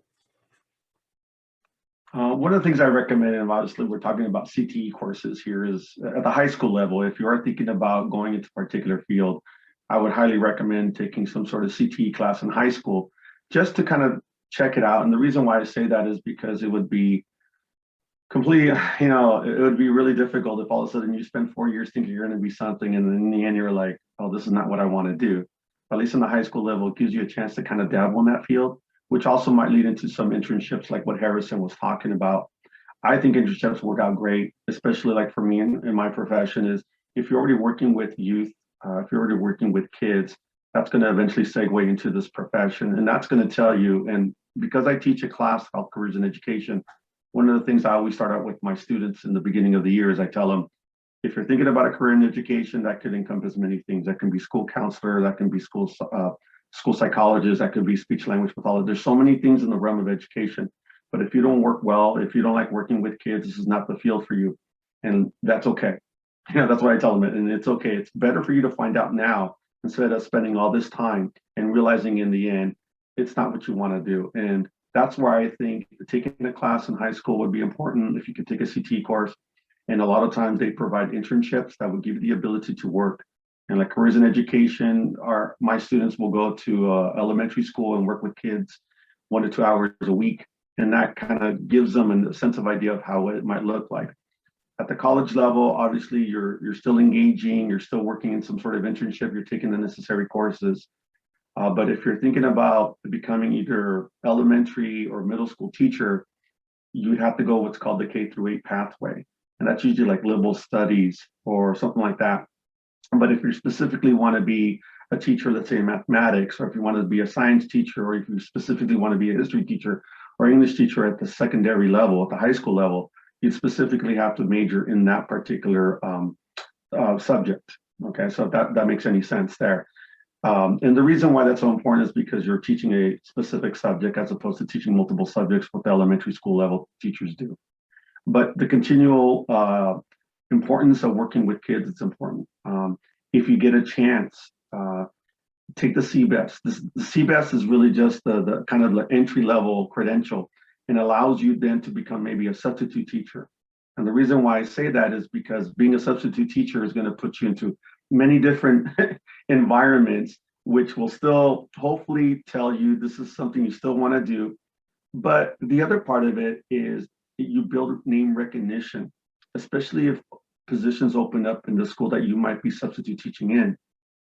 They may ask you, hey, Apolo, you did such a good job. We had this, it's all about networking, right, Harrison? It's all about getting to know, getting that foot in the door, but also gives you the ability to substitute teach at various schools, various school districts.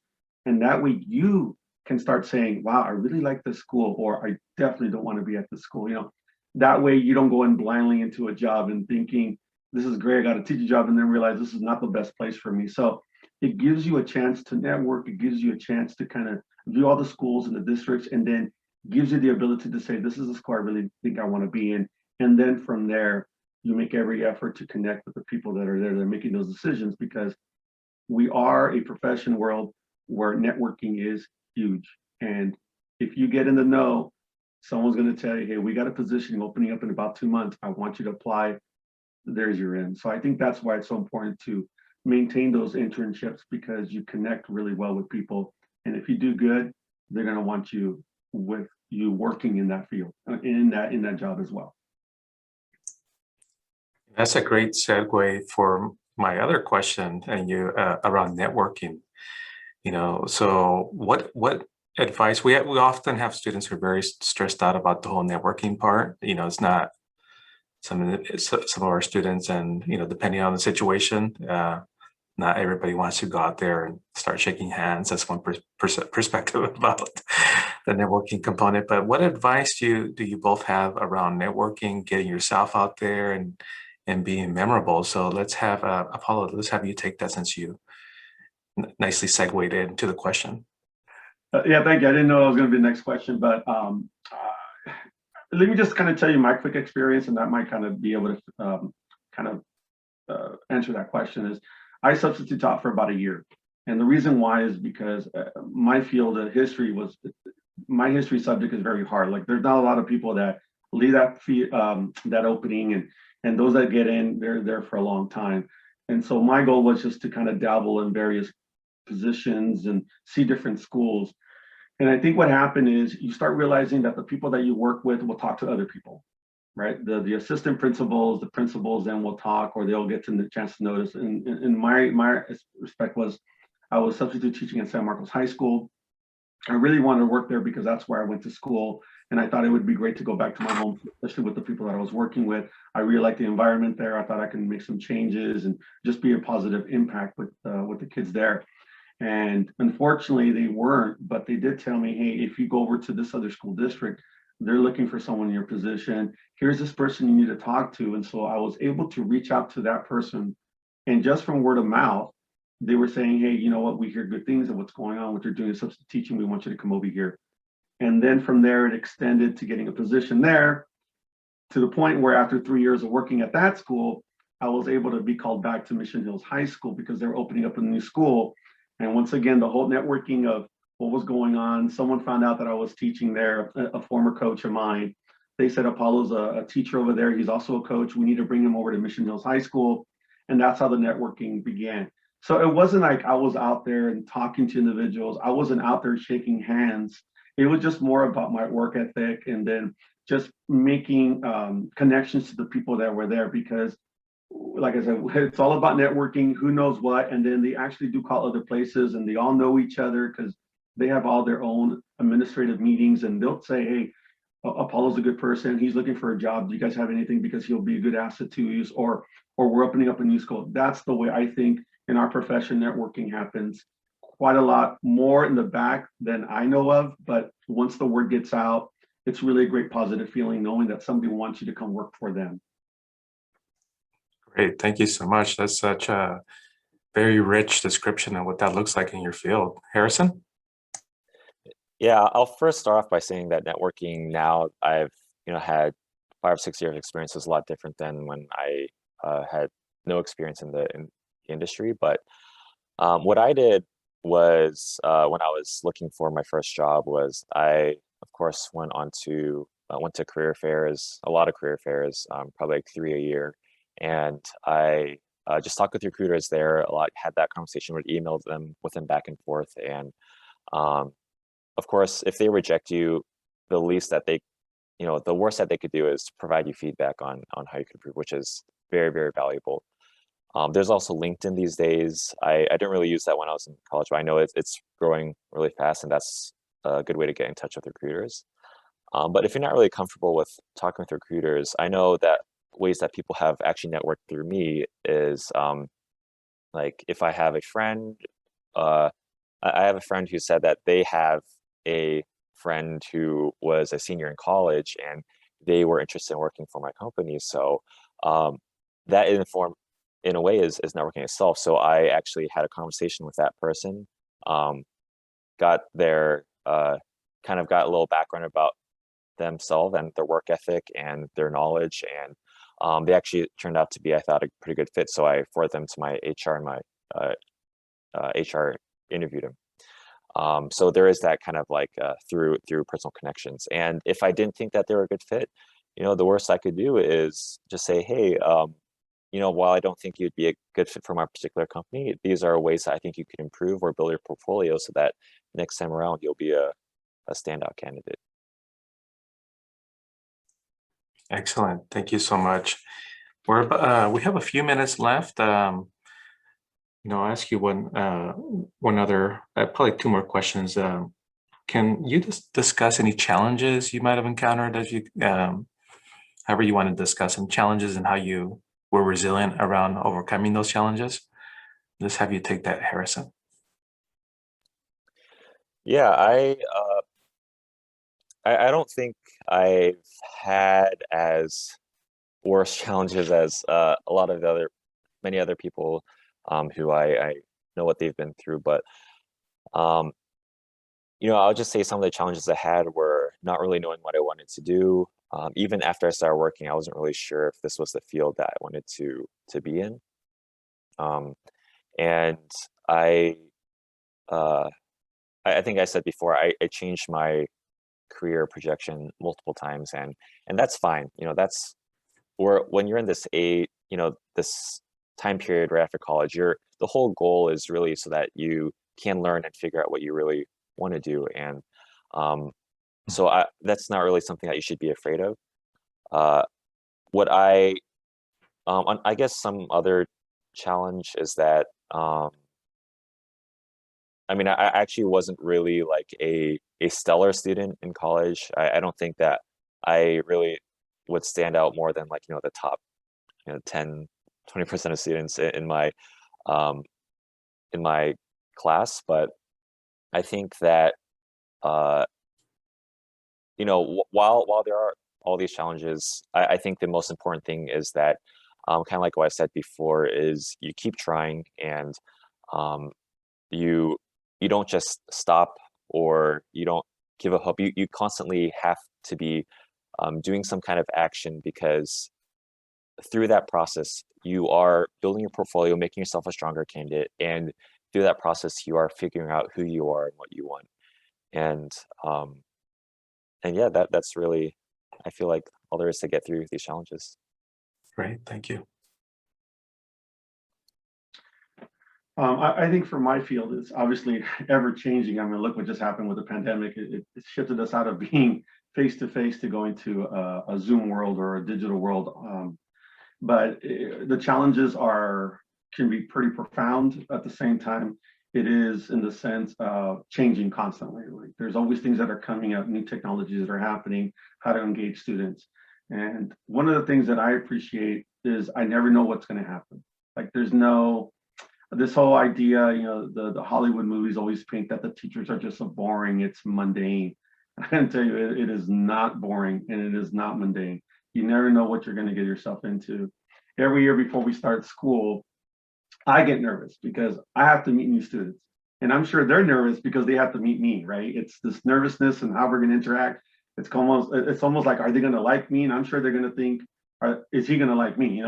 So we have that constant thing in every year, but usually by the end of the school year, it's always like we're sad, or everybody's moving on. I teach a lot of seniors, so I get that perspective of, they get asked many questions. Well, what do you plan on doing? And I kind of remind them, look, and I think Harrison did it pretty well here, is the fact that you don't know what you're going to do when you graduate high school. Things are going to change, and you know what? And that's okay. I think one of the things that's so important, being a teacher for me, is, like I said, it's always changing. It can be shifted in a moment's notice, but in the end, the kids are good. They look up to you for many reasons. And if you want to go into the role of being a role model for kids and being a supportive person, this is a great field to be in. And there is a reason why we do get breaks. There is a reason why we take off some time, because not only for the mental health of the students, but also for the mental health of our profession. Can you imagine if we continued this every single day throughout the year, we'd be just mentally exhausted. But I kind of put it to you this way. Working with the elementary school kids, great, man. They're going to love you, right? Because you see them all day long throughout the whole year. They really, truly are your kids. In middle school, they kind of switch. And then the high school, it becomes a whole different teenage hormones. Like, I have 2 teenage boys right now. Let me tell you, even though I've been a high school teacher, in high school, I can say, okay, goodbye, and they leave. I have to come home to them. And I think that's, as a parent, that's also taught me resiliency, is like, okay, these are the things that are going on with my own kids, and I'm a little bit more aware. But I've been doing this now for close to 20 some years. And I don't see myself stopping. I really enjoy it. And even with certain individuals in my department who are finally retired because things just were very stressful for them or they were getting close, every single one of them said they were not ready to retire. They chose to retire, but they said they really love working with kids. And I don't know if that's across the board on a lot of professions, but at least in mine, there's always going to be some that don't like it. But so far, everybody that I know that retired is saying, this is going to be difficult. I'm sad to see the kids leave. I'm sad, stop working with my colleagues. So one of the things that keeps us going, of course, is always having that collegial work with us, because in the end, it's about our kids. And if we can just bounce off ideas of each other, that's a great way. But it really keeps us focused. And knowing that we're all in it together really kind of keeps us going, especially for me, keeps me going every year for the last 20 years. So Awesome. Well, on that note, thank you so much to both of you, Harrison and Apollo. Wonderful information. Again, for the attendees, we'll have this posted on YouTube so you can view all that's been shared today. So again, on behalf of Grossmont College, thank you, Harrison. Thank you, Apollo. We appreciate what you shared today. Thank you so much for joining us. Thanks for having me. Great. Goodbye. Awesome. Next up is Keith Turner. He'll be talking about the admissions process and registration process. Keith, great. We see Keith logging in now.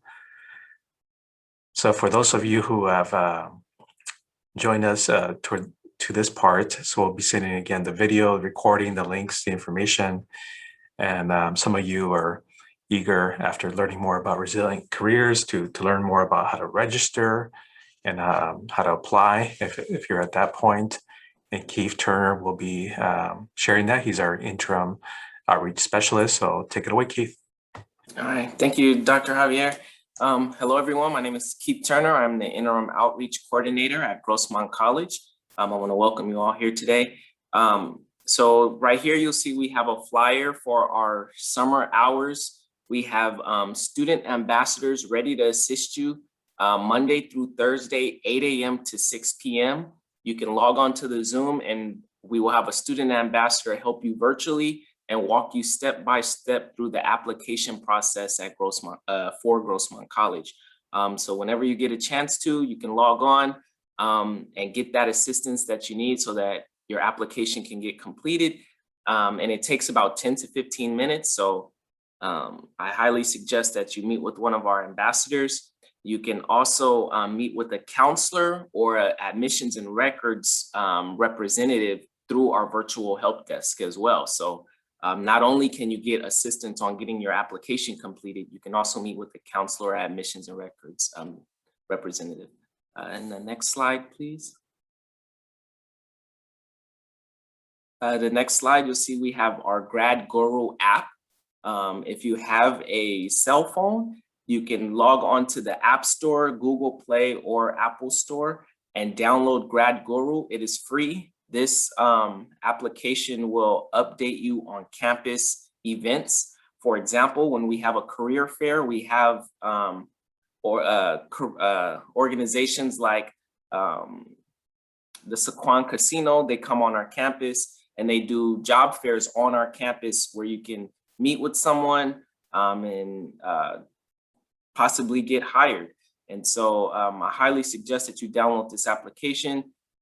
It's free and you can win gift cards. You can know about financial aid deadlines, fall registration, summer registration, spring registration deadlines. So anything going on our campus, you will get a notification sent to your phone just reminding you of some important deadlines that our campus may have or events that we may have on our campus. If you have any questions, you can reach us on our email address here. But once again, this application is free and it lets you know about careers and other events going on our campus. Thank you. Thank you so much, Keith. And we'll send that information out to the attendees. And again, this will be posted on YouTube. For additional information, you can email the email in front of you. Again, we'll send that out to you as well. Also, the virtual help desk is available, as Keith had mentioned.